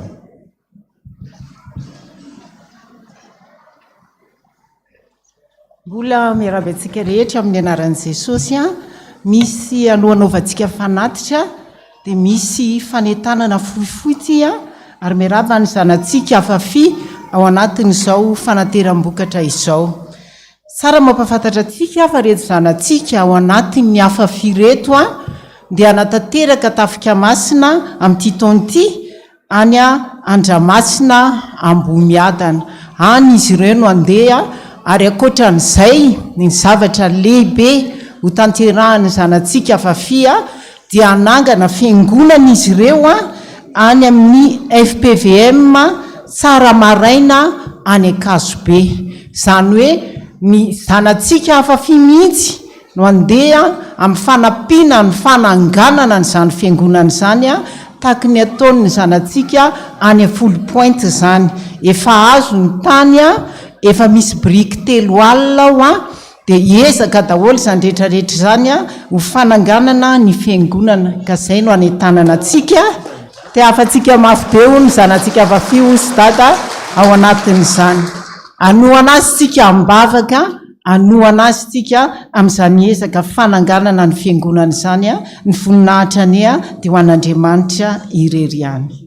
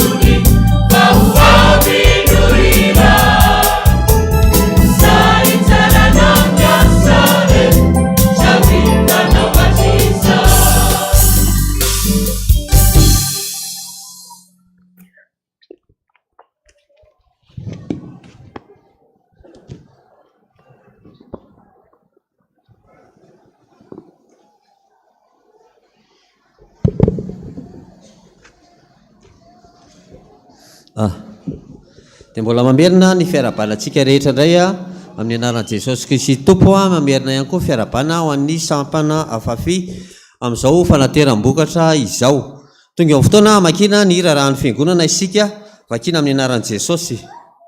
Apatsiahivina amin'ny fiangonana fa ny vaky tenitsika ny olahady 30 avrila dia ny salamo faha 7. Ilazana isika mpiara-mivavaka izay efa natao batisa fa tsy nametrahan-tanana ka manam-pikasana ny anatanteraka izany fa toy izao ny fandaharam-potoana. Ny dindinika dia ny talata romay 13 amin'ny roa ora sasany eo amin'ny rez-de-chaussée. Ny batisa sabotsy ny batisa dia ny sabotsy 9 Mey 13 amin'ny 9 ora maraina. Filazana avy amin'ny voameran'ny sahirana antsoina isika rehetra diakona ho voameran'ny sahirana eto Taninanandrano mba ho tonga eto amin'ny foibe ny sabotsy 6 Mey amin'ny 7 ora maraina ho avy izao mba hiatrika ny fivoriana anaovana ny fifidianana ny filohan'ny voamera mandritry ny efataona manaraka hoy ny tompona andraikitra amin'ny filazana avy amin'ny voameran'ny fananana antsoina isika rehetra diakona ho amin'ny voameran'ny fananana eto Taninanandrano mba ho tonga eo amin'ny eto amin'ny foibe ny sabotsy 6 Mey amin'ny 7 ora maraina ho avy izao ihany koa mba hiatrika ny fivoriana anaovana ny fifidianana filohan'ny voamera mandritra ny 4 taona manaraka. Ny sahan'ny fifoazana eto amin'ny fitandremana reniny izay tarehan'ny dada RCJ filohan'ny FPVM maneran-tany dia miantso ny vahoakan'Andriamanitra rehetra eto Taninanandrano sy ny manodidina rehetra mba ho tonga amin'ny alarobia 3 Mey amin'ny 2 ora ho avy izao hiatrika ny fitaom-pifoazana izay iarahantsika misotro ny rany Jesosy dia manantena ny fahatongavantsika rehetra amin'izany hoy ny tonia ny fifoazana. Mbola tsy vita ny premier étage avy amin'ny fifoazana ihany noho ny andraikitra betsaka tanterahan'ny dada RCJ filohan'ny FPVM ary noho ny amehana samihafa dia toy izao manaraka izao ny fandaharana sy ny dinidinika ho an'ny mpiomana tokana amin'ity taona 2023 ty sy ny fanateran'ny iraka ny kahe amin'ny sekretera ny fifohazana ny ambohidanerana ny ambondronfe ny kely lalina ny tomasina dia ny ray jolay sy ny 12 aogostra ny kahe izay tsy voatitra amin'ireo daty ireo ny ray jolay zany sy ny 12 aogostra dia tsy hoentina mbavaka intsony fa miandry amin'ny fotoana manaraka ny mpiomana nahafen'ny fianarana roa taona ka nahavita manodidina 200 ora eo no atao dinidinika fa tsy roa taona fotsiny anjaran'ny mpampianatra no mijery tsara ny kahian'ny mpiomana hoy ny tompona andraikitra ko satria efa vita ny fanatitra dia atolotra aloha izany izay vao mitondra raha ny fiangonana. Dia isoara nisy ilay fanamafisana teo momba ny batisa miantso ianareo amin'ny telefona ny hoe rovinany misy izay ka dia amin'ny fahenina sabotsy zao sabotsy zao fahenina volana Mey no misy indray amin'ny 8 maraina. Io dia tsy hoe aka olona be dehibe ianareo fa ianao sy ny vadinao sy ny zanakao sy nareo rehetrarehetra tonga eto fa be dehibe amin'io fa sao ataonareo hoe olona vitsikely na tsiaro tena daholo hoe izay tsy vita batisa na atao batisa amin'ny rano fotsiny izay araka ny tenin'ny apôstôly Paoly fa tsy vita batisa amin'ny fanahy masina izany hoe tsy vita batisa na metrahan-tanana. Io no mahatonga na olana be dehibe lazaiko anareo teo tonga hatrany amin'ny ozina aza satria mandaitra any aminao le ozina satria Jesosy tsy eo aminao le fanahy tsy eo aminao dia mandaitra foana zay atom-penana rehetrarehetra zao tonga ao aminao ka dia anjaranao no mieritreritra na anao na tsy anao. Ao koa ny madinika kely hoe mamanay sy dadanay fa maty bebenay nilaza fa hoe tsy fantatro na atao batisa anao na tsia ny zokonao na ny zandranao tsisy miteny hoe na atao batisa anao na tsia ny avanao tsisy miteny hoe vita batisa anao na tsia raha misalasala mihitsy ianao aloha manondroa toy zay tsy misy jesosy raha niteny zany a niteny an'izany tamiko mihitsy izy rehefa tsy tsarono izy izy a dia aloha izy a atao batisa fanondroany toy zay tsy misy tompo teny fantatra anao hoe zavy efa lehibe dia mbola tsy vita batisa ihany nefany a tonga aminao ikorotana rehetrarehetrarehetra io a miady ho anao hitoetra ao aminao ka dia anjarantsika mieritreritra an'izany dia afaka miazakazaka ianao a raha tsy tadidinao a dia atao batisa indray hoe amin'ny sabotsy zay ary aisan'ny firanako araka nylazaiko taminareo a rehefa any sampana ny vokatra dia isan'andro san'andro jesosy manao fitiavana mandrakizay nitiavako anao a faly izy mihiran'izany fa rehefa sampana kosa satria nareo ny zaza notezaina namboarina nkarakaraina nandaniana andro aza dia mitady ny vokatra avy any aminareo jesosy hoe tena tiako anao jesosy zay ihany zao arytsika dia anao nihira hoe tiako loatra tena tiako faly ane jesosy miainanao mihiran'izany tsy ny sampana ihany fa atsika rehetrarehetrarehetra tena mamy ny eo anilanao lavitry ny ahiah ravoravo nefa na tena ampy a hitanao mifigadiny zany any amin'i jesosy any ny fitepony fony maheranao an'izany tiako ianao fa tena ampy ah ianao a faly izy isan-kalahady izy a mampifaly atsika fa rehefa sampana tsika indray mba mampifaly azy tsangana amin'izay tsika rehetra ary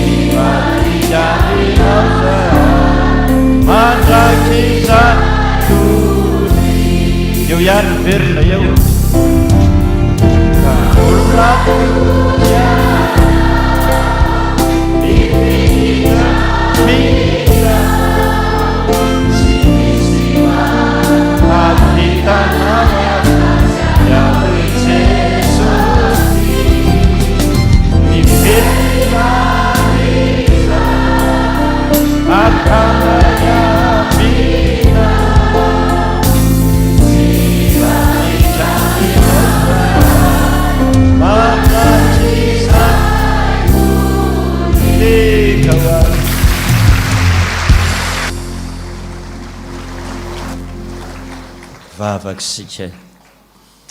tena faly ianao jesosy maheno an'izany tsapany fiangonana rehetra ny fitiavanao isan'andro san'andro miona aminay eto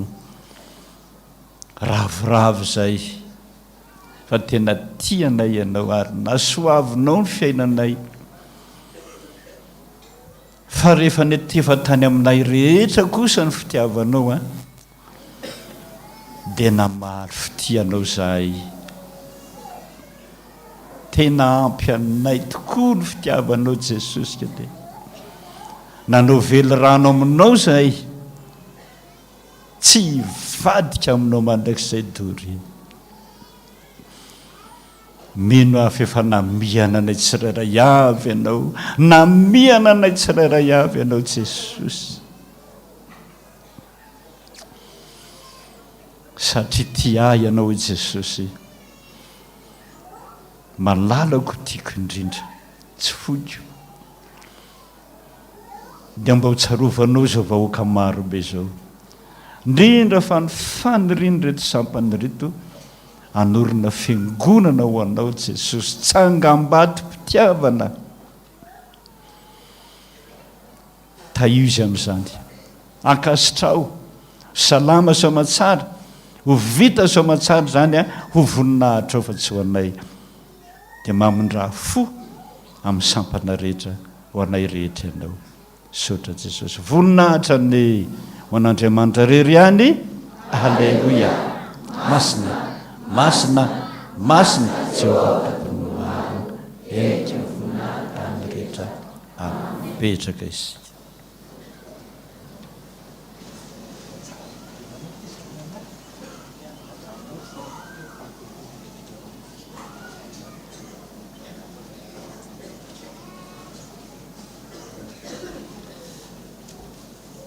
toizana ny famakina ny raharaha amin'ny fiangonana ho toy ny fivoriana izay natao ny asabotsy 29 avrila teo dia antsoina daholo ny mpiandraikitra amin'ny asa maraim-bavao rehetra miasa eto amin'ny fitandremana Taninanandrano ho tonga ivory ny talata rome ho avy zao amin'ny fitora sasany maraina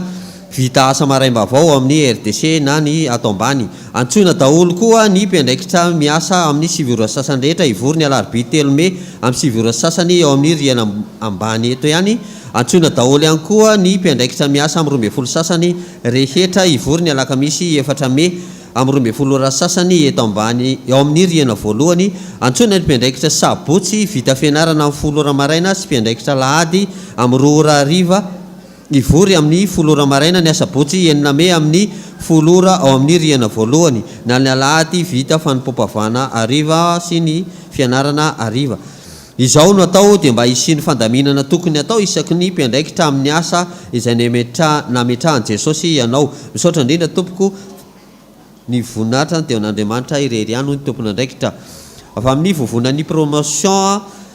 filazana avy amin'ny braony promotion ilazana ny braony promotion rehetra mba hijanona vetivety ao reny fampianaran'ny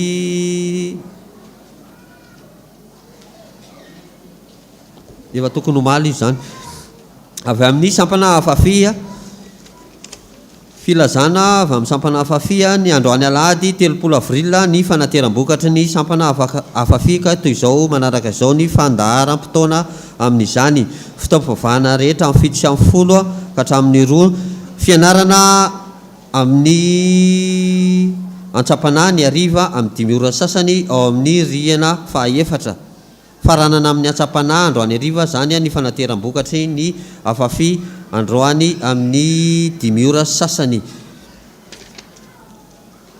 avy amin'ny sampana sekolelady mianatra ny sekolelady androany ao arian'ny fotoam-pivavahana amin'ny 7 ora maraina ny sekolelady dia faly manasa ny ankizy sy ny ray aman-dreny rehetra mba anatrika ny famaranana ny question pour un chrétien androany alahady ao arian'ny fianarana ao amin'ny riana voalohany fitaovana ary fomba no ampiasaina amin'izany ary zaza manomboka amin'ny 3 taona ka hatramin'ny 12 taona no hitantsika eo isy ny fizarana valosoa ho an'ny rehetra manao final avy amin'ny sampana fanantenana ilazana isika ray aman-dreny mpikambana ao anivon'ny sampana fanantenana sy isika diakonina mpiafa mivory isika ny alahady fitomeo avy zao izany dia tanterahana ao amin'ny salle fito sy telonjato rihana fahatelo manomboka amin'ny 3 ora tolakandro zava-dehibe no dinihana koa manentana ny fantongavanao. Ireto kosa ny zanaky ny fiangonana iroso amin'ny fandrenana ny tokantrano. Andriamatoa Rakotojafy Filibera, Andriamatoa Rakotojafy-Ndremiary Jauna mivady andaniny, Andriamatoa Ramily Jauna Jean mivady, Ramatoa Raharilalao Bako Vololona, Madame Veuve Ramily Hary Jauna, Randria Tsalama onjam-pitiavana ankilany, dia faly mampandrianareo ny fanamasinana ny fanamadiny zafiny ny zanany Rakotojafy Ndremiary Jauna Kanto Prince sy Ramily Hary Jauna tanjom-pitiavana Fanasina Oliva izay ho tanterahana eto amin'ny Fiangonana FPVM Taninanandrano ny asabotsy 9 Mey amin'ny 10 ora maraina. Ramatoa Raromalala Yvonne andaniny, Andriamatoa Randriamampionna Gilbert Johnny ankilany dia faly manasanareo anatrika amin'ny fanamasinana ny fanamadininy zanany Rapeno Arson Dimbiniana Herzo sy Rasoa Arnaval Lovasoa Fitahina Francisca izay atao eto amin'ny fiangonanantsika Taninanandrano Ampandrana ny asabotsy 9 Mey amin'ny 10 ora maraina. Andriamatoa Ramilson Todiso Bienvenu Paul, Ramatoa Razafy Armanana Victorine, Ramatoa Razana Belonoro Julienne, Andriamatoa Raetso Jean Richard, Ramatoa Razafy Armanana Arso Violette andaniny, Ramatoa Rasoa Arnivo Pauline, Ramatoa Ralala Arso Marie Bertine ankilany dia faly manasanareo amin'ny fanamasinana ny fanamadininy zanany Rahety Armanana Erisetra sy Ramandi Biso Mamitina izay atao eto amin'ny fiangonantsika Taninanandrano Ampandrana ihany ny asabotsy 13 Mey amin'ny 12 ora atoandro. Andriamatoa Rajaona Arson Christian Hervé andaniny, Andriamatoa Ratsimaolson Emile Emmanuel mivady ankilany dia faly mampandrianareo ny fanamasinana ny fanamadiny zanany Rajaona Arson Tina Christian sy Ratsimaolson Saolinandrianina izay atao amin'ny paroasy Kristy Mpanjaka Manjakaray ny asabotsy 20 Mey amin'ny 12 ora atoandro. Raha misy mahita ny tsy mahamety ny fanamasinana ny ray amin'ireo fanamadinireo dia aoka izy apela aza melohany ray aman-dreny mpitandrina filazana manjo afinoana ny fanantenana fitsanganan'ny tena maty no ampandranesana anareo reto fodimandrin'olona manaraka ireto miay mionina raha nay voary ity dia nodimandry ny raiky amin'ireo tamin'ny zoma 21 avril rehefa vahiny 9 taona teto tany hoy ny ray aman-dreniny Razanadraivo ny Menjanahary ny fofombadiny ray tapo aminy ny fianakaviana manontolo ny nofony dia efa niala tao an-tranony 209 MG bis Ambohimirary ary efa voalevina any amin'ny fahasandrazany Ambatomena Mananara. Izy dia namelan'ny fianakaviana fararakitra 100,000 francs. Randria Manantena Lovasoa dia nodimandry tamin'ny talata 20 avril teo rehefa nivahiny 3 taona teto tany hoy ny vadiny Mahefarson ny Rina Ginette ny reniny ndrafozany ny fianakaviana manontolo ny nofony dia efa niala tao an-tranony akandrina ny zoma rehefa voalevina any fahasandrazany tany Andrano Vao Manjakadrina. Izy koa dia namelan'ny fianakaviana fararakitra 100,000 francs. Andriamanitra tompon'ny fampiononana ny ampionona ny fianakaviana tramanjo fisaorana. Izahay ray aman-dreny mpiray-tampo ny fianakaviana iray manontolo dia misaotra makasitraka anareo Fiangonana FPVM Foibe, Sampana Fefy Foibe, ny promotion Pakato 2 tapaka sy namana ny mpiara-mivavaka rehetra tamin'ny dodonareo nanotrona nampionona sy nitrotram-bavaka tamin'ny fodimandry ny ava-malalanay miahy mionona ranay vo ary ity Andriamanitra fitiavana ny amaly fitianareo ialana tsiny tompoko an'ireo izay tsy tratrantso noho ny afenondrano be loatra fisaorana ihany. Izahay vady aman-janaka sy ny fianakaviana manontolo dia maneho fisaorana tamin'ny namoizanay anira tsy mandresy Hajason Ramanantoanina. Misaotra ny fiangonana ny fifoazana ny promotion vavolombelona ny diakonina mpiahany fefy ny sampana fefy ny afafi ny SL4 Andriamanitra manakareny fahasoavana ny omba anareo tsiraray avy Jesosy amaly fitianareo. Reto kosa ny fararakitra ny voaray tao amin'ny Madalina Latina fararakitra avy amin'ny fianakaviany Tompokila Randriamanantena Lovasoa roa alina ariary avy amin'ny Tompokila Raha tsy mandresy Hajason Ramanantoanina roa alina ariary avy amin'ny fianakaviany tompokolahy miaonina ranay voarity roa alina ariary. Itya misy voady izay voaray ihany koa tao amin'ny madame Lalatina vakina amin'ny anaran'i Jesosy. Makasitraka Jesosy fa mbola mamindra fo aminay ianao koa mbola omenao fotoana ahafahana mandray karama sy migioka ny fahasoavanao zahay koa indreto ny ampahany omeko anao mitsinjara toy izao: dada RGJ 3 alina ariary, pasteur Aldisy 2 alina ariary, mahantra 2 alina ariary, radio Fiotazatso 2 alina ariary, mpamafatrano 2 alina ariary, pasteur José Alain 2 alina ariary, total 2 alina sy ray hetsy ariary. Dia toy izay sy toy izay mbola misy anankiray ty misaotra an'Andriamanitra lehibe, misaotra ny Jesosy Kristy zanany natokana mamindrafo aminay Jesosy eo mamelany elokay manolotra vola 2 alina ariary ho an'ny vokatry ny Tabitanemia 2 alina ariary ary pasteur Mahefa 2 alina ariary. Zay sy zay ny rarahan'ny fiangonana dia mivoninahitra dia ho an'Andriamanitra rery ihany. Amen.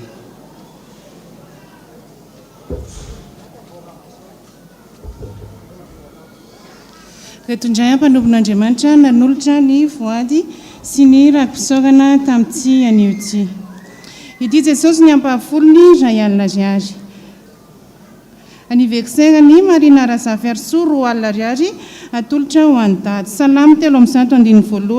ho an'ny dada 5,000, ho an'ny mantra 2,000, fitambarany 7,000. Jesosy ity ny ampahafolony karama tamin'ny volana avril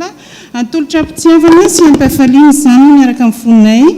2 hetsy ariary atolotra manontolo ho an'ny Toby Amboditsimeloka mankasitraka Jesosy malala. Ity Jesosy ny ampahany tamin'izay nanambinanao anay dia ankinao anay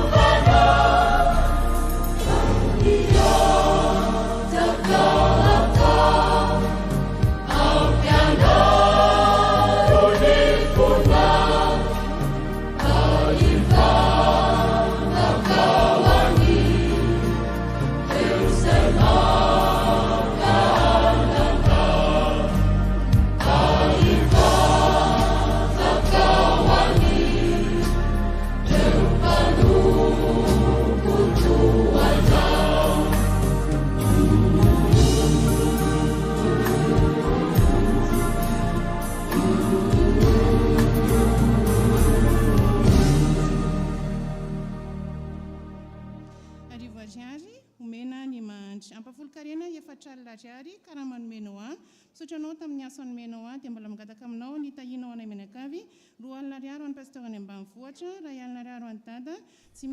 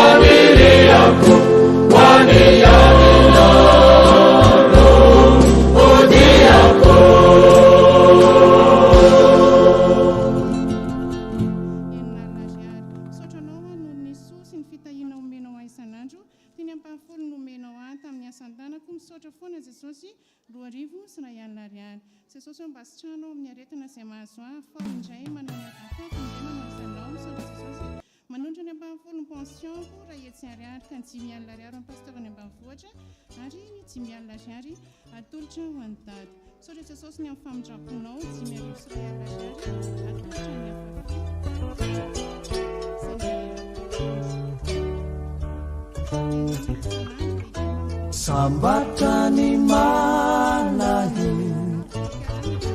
ni malaye luampana sambata bazini fanjakani lanitra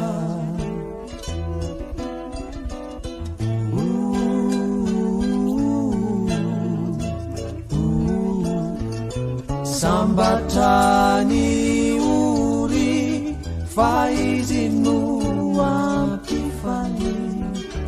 no malemy fanay no andovany tany sambatra ny mady hoampo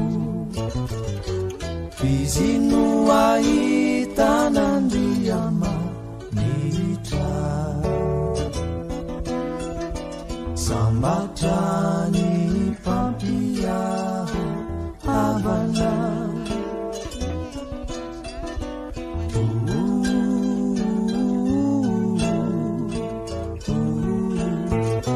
fizy no atao hoe zanaka teto amitsika teto amin'ny riana ambany empolo tao amin'ny riana voalohany 27 tao amin'ny riana faharoa 420 ary tany amin'ny riana faefatra dia 720 voninahitra toan'Andriamanitra irery tia mbola misy filazana anankiray tsy voalaza teo avy amin'ny vovona promotion ilazana ny promotion sy ny promotion rehetra mba hijanona vetivety ao ireny fampianaran'ny dada ny sabotsy enina meo amin'izao zava-dehibe ny hodiniana ka aokisika mba ho tonga daholo dia ny voninahitra amin'izany rehetrarehetra izany eny ho an'Andriamanitra irery misaotra ny plazandraraha amin'ny fiangonantsika ny ao amin'ny riana voalohany raha mba efa vita ny famakinany voady dia mba mpiretina ny jiro mandram-piandran'izay dia ho ataontsika ny hira misy ondrika ivery ao amin'ny firanany fifoazana ny andio ny voalohany ihany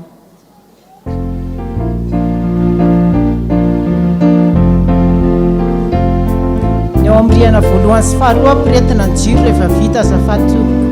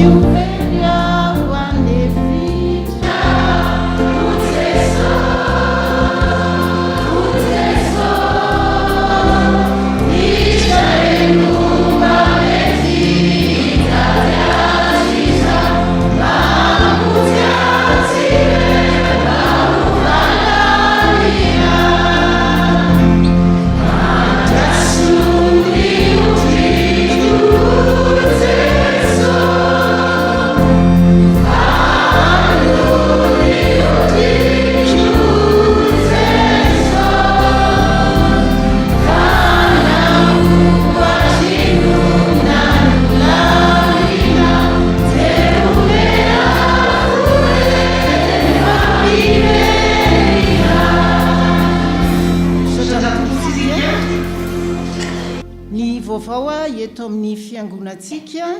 amin'ny herin'ny androantsika dia ny fandraisana ny fanasan'ny tompo mba fampatsahivana kely ho atsika ao anatin'izay ho atsika izay manana fiara dia mba angatantsika alohan'ny elantsika eo amin'ny fiaratsika mba hijery tsara mba tsy hoe ny anoloana ny garazin'ny olona na hoe ny anoloana ny vavahady na manelingelina ny fivoahany tomobilan'ny olona mba tsy hanapatapahana ny fitaopovavahana ato anatin'ny fiangonantsika faharoa manarak'izay fampatsahivana ihany rehefa mba miditra ato anatin'ny fiangonana ianao dia mba vonoana ny telefona na ataovy amin'le tsy maneno silencieux na mba ataonao vibreur fa tsy hoe rehefa misy miantso dia maneno be ny telefona anao ny fahatelo manarak'izay itsika eto amin'ny fitandremana Taninanandrano dia manomana ny vavaka fifadikanina ho tanterahana raha-pitso voalohan'ny volana May anentanana antsika rehetra ny anatrehana n'izany vavaka fifadikanina izany ny antony voalohany anaovana anio anatanterantsika ny vavaka fifadikanina io dia sambanitsika eto amin'ny fitandremana Taninanandrano andeha hitokana ao anatin'izany hoe fitandremana izany ka ho fitondrana mbavaka mihitsiny ny fitandremana Taninanandrano miaraka amin'ireo mpitarika rehetra izany hoe ireo birao rehetra atao anatin'ny fitandremana no anatanterahana an'izany vavaka fifadikanina izany tsy handeha amin'ny herin'ny tenantsika tsy handeha amin'ny saim-patatra tsy handeha amin'ny inona fa mba eo ambanin'ny fitarihan'ny fanahy masina dia izay no anatanterantsika an'izany vavaka fifadikanina izany ny antony faharoa dia andro ny asy io dia hitondrana ambavaka antenantsika tsirairay avy ny asa fivelomantsika ny ankohonantsika ary mety misy amintsika any a manana olana misy amintsika any a manana retina manana ny ady maro samihafa mety tsy ampy ny fotoanantsika eto fa fohifohy a andao rapitso anantona an'Andriamanitra ao anatin'izany vavaka fifadikan'izany hoentiny ao amin'i Jesosy eo daholy zay rehetra mavisatra any aminao a andao atolotra ho anazy ary io tsy natao atsika atao anatin'ny fitandremana Taninanandrano ihany a fa iantsonantsika rehetra zanaky ny FPVM na tsy ao anatin'ny FPVM ianao a ka mangetaentan'izany fanafahana mangetaentan'izany vavaka zany fa misy mihitsy ny tenin' Jesosy hoe iny zavatra ray iny a tsy afaka raha tsy amin'ny alalan'ny vavaka sy ny fifadikanana ka ny aninona manery any anatinao any a raha pitsontsika andao hitondra ny tenantsika ao anatin'ny vavaka sy ny fifadikanana misy ny manontany eo asiana procession ve zany misy fizarana valopy ve zany tsy avako ny zavatra voalohany indrindra ilain'Andriamanitra aminao a dia ny tenanao no atao fanatitra ho an'Andriamanitra atoloro ny tenanao atoloro ny tenantsika ho fanatitra velona hoentiny eo anatrehan'Andriamanitra rapitso atoloro ny mavesatra any aminao fa izy ny miandry an'izany atoloro ny aretinao marina fa tenenina hoe any amin'ny 4e any amin'ny rihana fahaefatra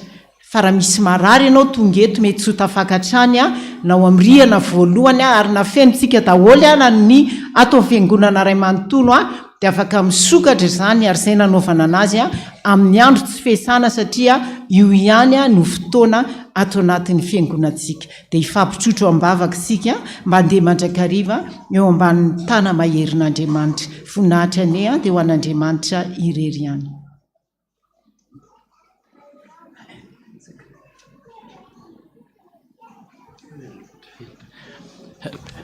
be deaibe le vady a nefa misy latsika azy azafady aloha tia anankiray tia nilaza hoe zaho ozy nanofy a nandeha moto niaraka tamin'ny sipako dia rehefa kelikely a zareo sisany ambony eny isaraka aminao isipanao sa tsy isaraka aminao dikan'izany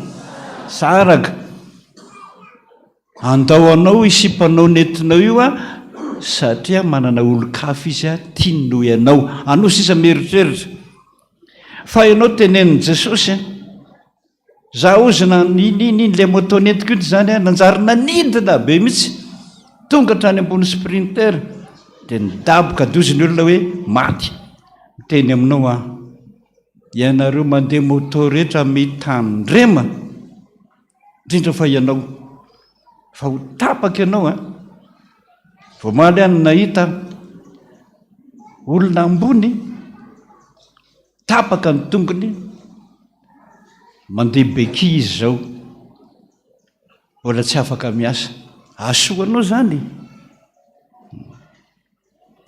tia nanofy miteraka atody ihany faharoa mbola atody ihany fa vaky fahatelo mbola atody ihany fa vaky ina dika zany tsy mahazo minana atody tsony ianao a fa ndre mandeha ihany fenao mpinana atody intelo isan'andro tsy mahazo minana an'izany tsony ianao fa ray ihany isan'andro raha rano ny fahasalamana sy ny dokotera zany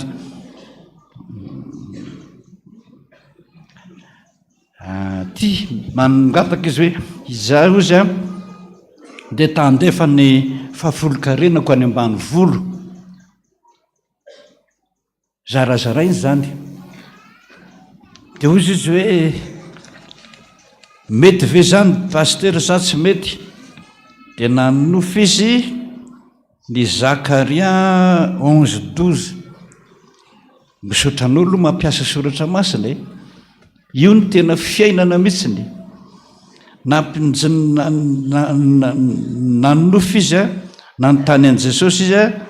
dia nahazo ny Zakaria 11:12 hoe 11:12 manao hoe dia hoy izaho taminy raha tsara eo masinareo dia mehoany karamako fa raha tsy zany a aoka ihany. Mazava rehefa hoany Jesosy le fahafolon-karena dia teneno mihitsy hoe tia ho anao Jesosy. Fa raha hoe ity ve Jesosy ho zaraiko ty zany hoe ataoko ho anao ihany ty a, fa anombeny kely a ho any ihanina, anombeny kely a ho any ihanina, anombeny kely a ho any ihanina. Dia fahafolon-karena za sa tsy fahafolon-karena? Tsy fahafolo. Milaza foana rehefa hoe ho any Jesosy a dia atokany hoe tiany anao Jesosy. Dia atokany indray no hoe tia ho any ambanivohitra, tia ho any ranona, tia ho any ranona. Fa aza atao raisy bika eo fa tsy tiany Jesosy zany. Mehoany karamako Jesosy, fa raha tsy zany a aoka ihany. Hitanao fa malahelo izy miteny zany aoka ihany rehefa tsy fohinao. Fady miazakazaka be zany nanofy tany am-piangonana, nahita olona marobe miakanjo fotsy mbo anontanion Jesosy fa tokony anao mpiandry ianao. Tia misy olona nanofy hoe nenjehan'le labokolo be mihitsy dia ataoko hoe amin'ny anaran'i Jesosy dia lasa izy. Atao foana zany. Mbola be dia be ny mpangala jazy zao a, mpangala tova vao miala le trano mihitsy dia mandroaka dia voly. Aty nanofy ny hoe maty mamanay indroa zay dia nyfonosina dia nalevona ao anaty lavaka dia nizay mpandevona rehefa ivoaka tsangana koa mama izay efa maty. Efa milaza anareo hoe ina dikan'izany, raha vao mitsangana maty mihitsy le olona nofy izy no fa maty a,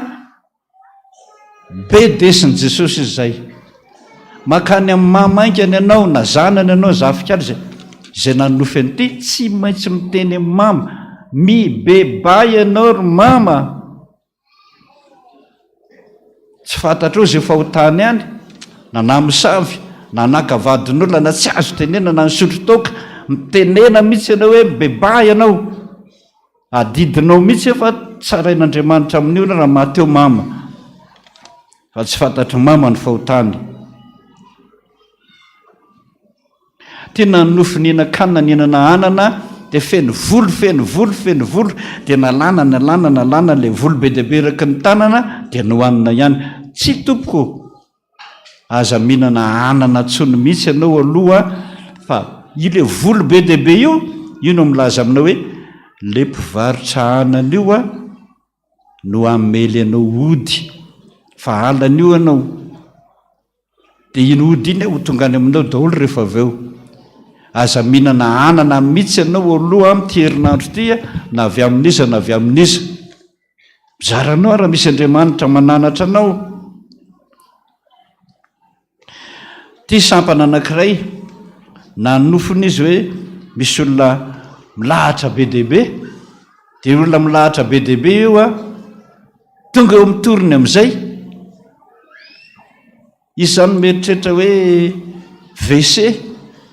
hoe amin'ny WC daholo reto olona be dia be milahatra reto. Kanja ao ankilan'le WC io kaika ay sakafo indray zaraina. Dia mampitandrina nareo sampana rehetrarehetra, andro ka dia voly isak'izay misakafo any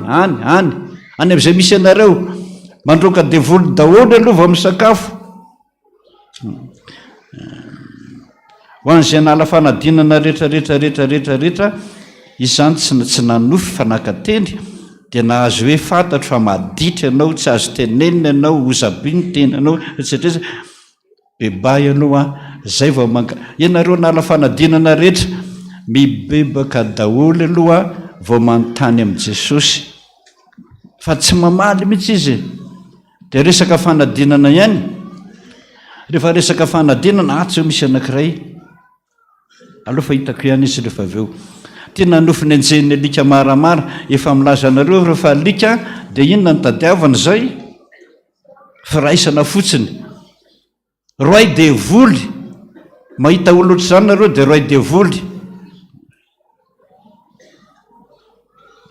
za nanofy dada fa nitompontranona efa maty a nanitsaka amin'ny fandrinanay mivady tandremo nitompotrano tompoko nalàna vavy fa mikotokoto foana anareo mpamofa trano ianao io madama hitan'le mpanofa tompotrano lehilahy satria nahita azy ianao nanitsaka ny fandrinanareo dia ho asiany ody amin'izay fandrinanareo io a dia hiady be amin'izay nareo dia misaraka zay tadiavin'io rangahy io roay devoly nanofy raisana koa tamin'ny silamo be desa mindany anao mibebaka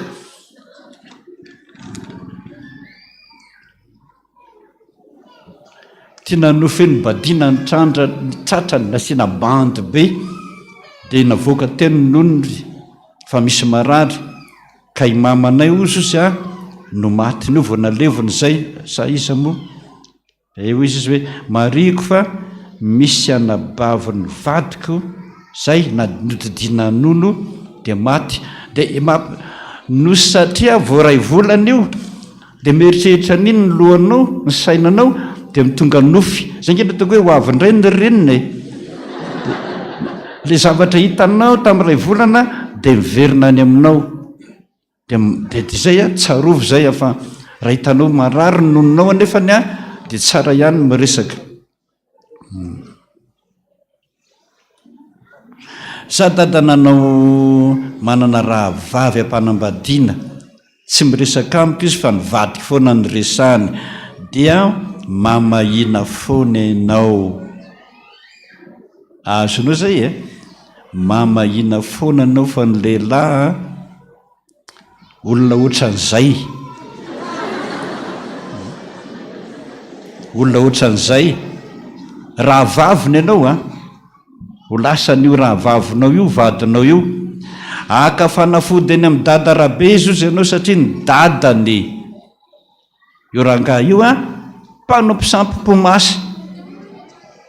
dia naka fanafody izy araka ny teninao nataony tsy tia mainty ampidiny amin'izay ataony pirafy anareo roa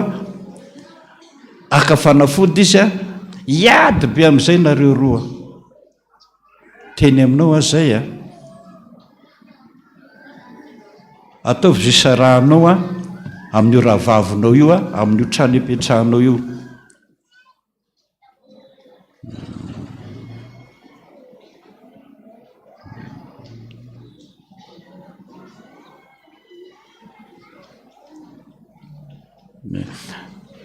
zany ny anjehany bibilava ianao sy ny anjehany gisa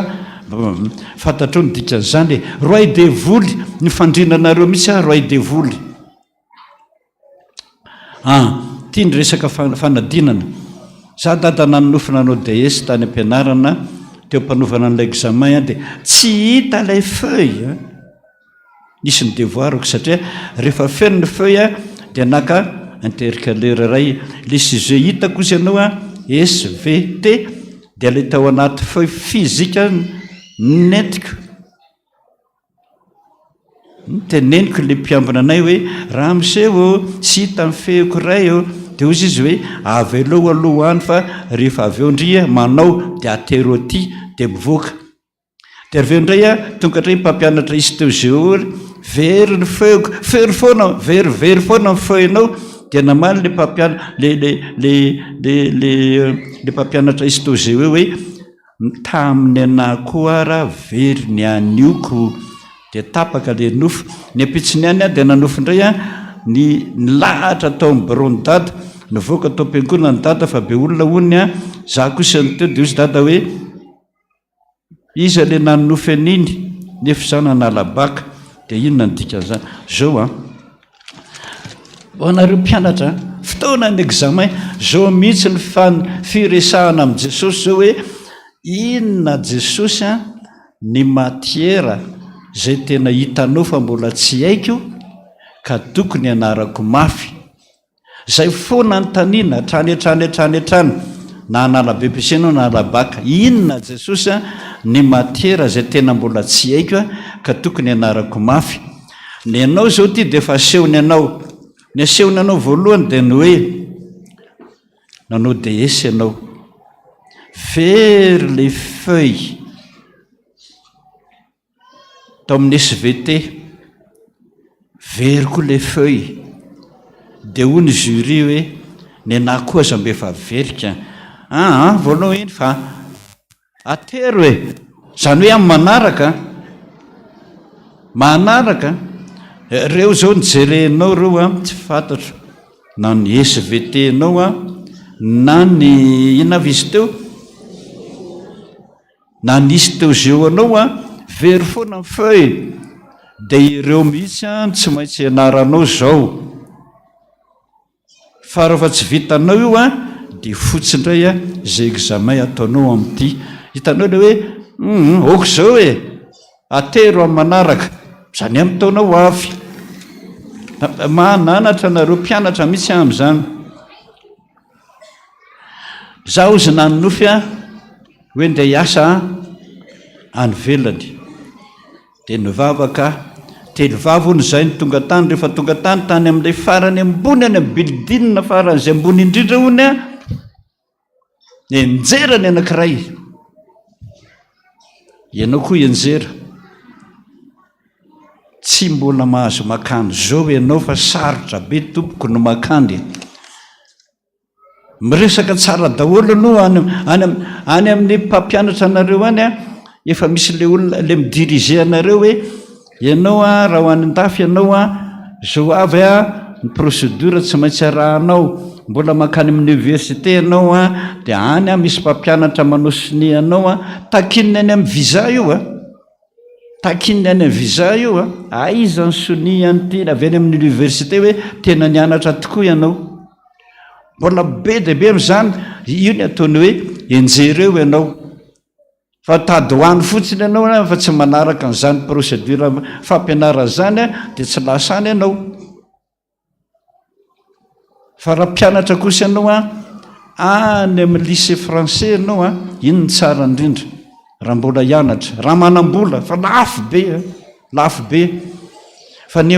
lycée français rehetrarehetrarehetra de saika tsy misy olana mihitsy a fa tonga de alefa ndralanao mianatra any ampitan-dranomasina fa raha mbola baka gasitsika de io anao fa aseny anao io a tsy ho lasany ianao fa sahirana amin'ny zavatra be dehibe mbola ho ataonao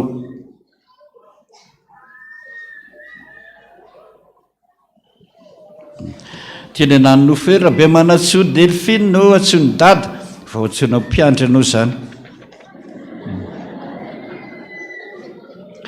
ty sisa mifary ana na ny fotoanatsika zaho dada nanonofo ny vidy paty a 10 ariary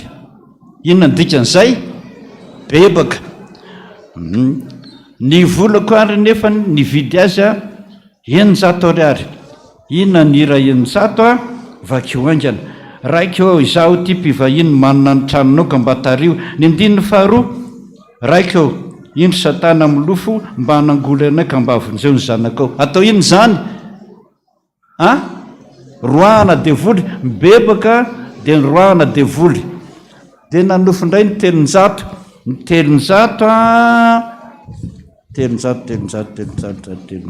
de ny hoe ny tany zay vanginao jesosy tsy maintsy lasanao tsy maintsy manao mpiandry ianao rehefa manofo telonjato io mibebaka aloha de roahana devoly de atsony jesosy ianao na tianao na tsy tianao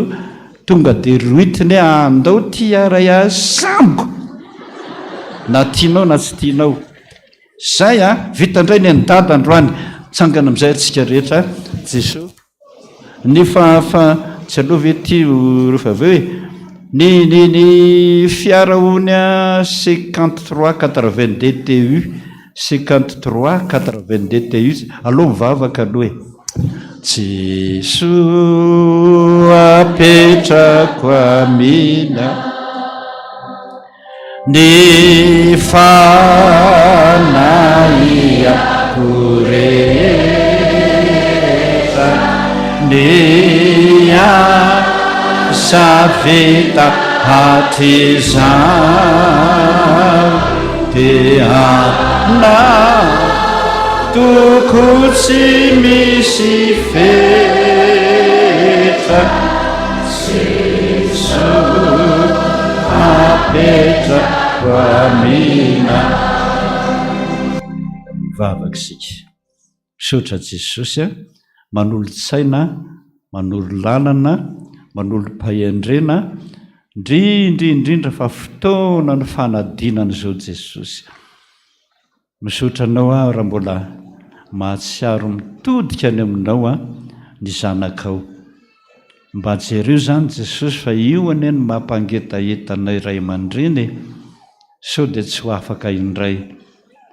Angataka anao mba hijeren'izany Jesosy ary anoro an'ireo ankizy ireo araka ny fombanao teo ireo fanadinana izay hitanao fa mbola tsy hainy, dia ny mbola misy fotoanany anaovan'ny revision amin'izany. Jereo zany Jesosy fa izay ny mba fifalianay ankizy. Misaotra Jesosy, misaotra anao. Ampafantaro azy koa fa be ny mpangalatra, be ny mpamono olona. Vavaka ho andreny ianao mpanomponao hivavaka amin'izany androka dia voly isan'andro dia mba hilamina ny fiainany. Indrindra fa ireo tokantrano miady vokatry ny fakana ody gasy, tsy tia mainty avy hatrany, korontana dia misaraka. Jesosy mba ho tonga saina hamonjy asa, hamonjy mpiandry, roahana dia voly mba hilamina ny tokantranony. Misaotra anao mihitsy izay zamijany Jesosy. Ankehitriny Jesosy dia mangataka anao raha mba mety ianao be dia be ny antony hatongavanay teo am-piangonana, ary izany mahafaly ianao. Amin'ny herin'ny androany ara dia hijoro vavolombelona, fa tena mino vavaka amin'ny andro alahady ianao. Androany ara Jesosy, tanterao ny tenina hoe nisarotra indrindra eo aminareo ento aty amiko, ka dia manoloana ny mpanomponao anao fantatrao tokoa izay tena mivavaka amin'ny fondy, tena mivavaka amin'ny fondy, fantatrao, ka dia hitodika any amin'ny vahoaka rehetra ianao. Misaotra Jesosy ho tonga eny amin'ny W tsirairay avy misy azy ianao. Misaotra Jesosy, irao ny anjelinao eo anilanao, anoratra ny vavaka teneniny aminao Jesosy, dia miangavy ianao azafady indrindra mba hiondrika kely. Io no malalanao araka ny tenina hoe tahita ny endrika eo mahafaly ianao no mahita azy, tena mahafaly ianao, na tsy fantany ary izany, fa tena mahafaly ianao ny tenina hoe tahandreny feonao izany ny fifalianay Jesosy. Ary anao fahagagana mihitsy izay joro vavolombelona amin'ny herin'ny androany, tena mihino vavaka tokoa ianao ty Jesosy. Tanterao ary ny tenina hoe inona ny tianao tiako, tianao ataoko aminao, dia ianao ny vavaka i Jesosy.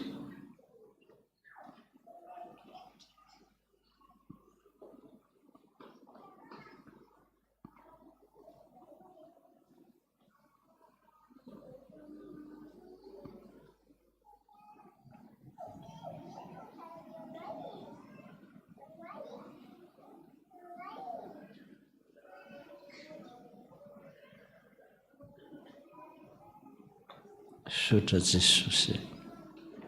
misaotra, misaotra.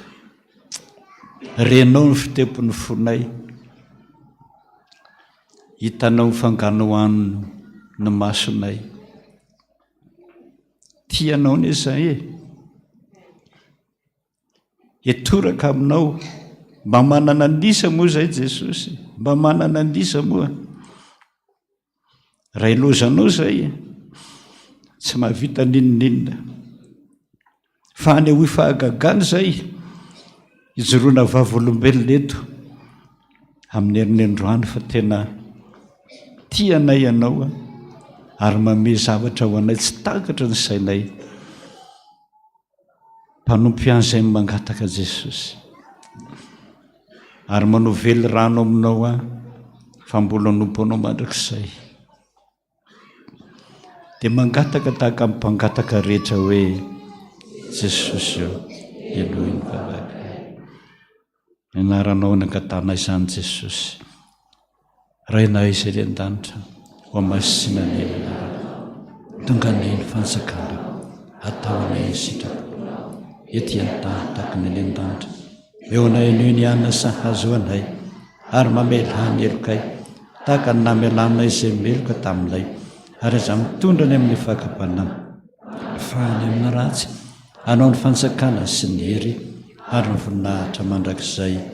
Amen. Raha isonjodrano ho Jehovah tompony maro aminao aza matahotra ary aza merikerika foana zaho ny no Andriamanitra hoe tompony hery sy ny fahefana any an-danitra sy ety an-tany zanako ianao asan'ny tanako anao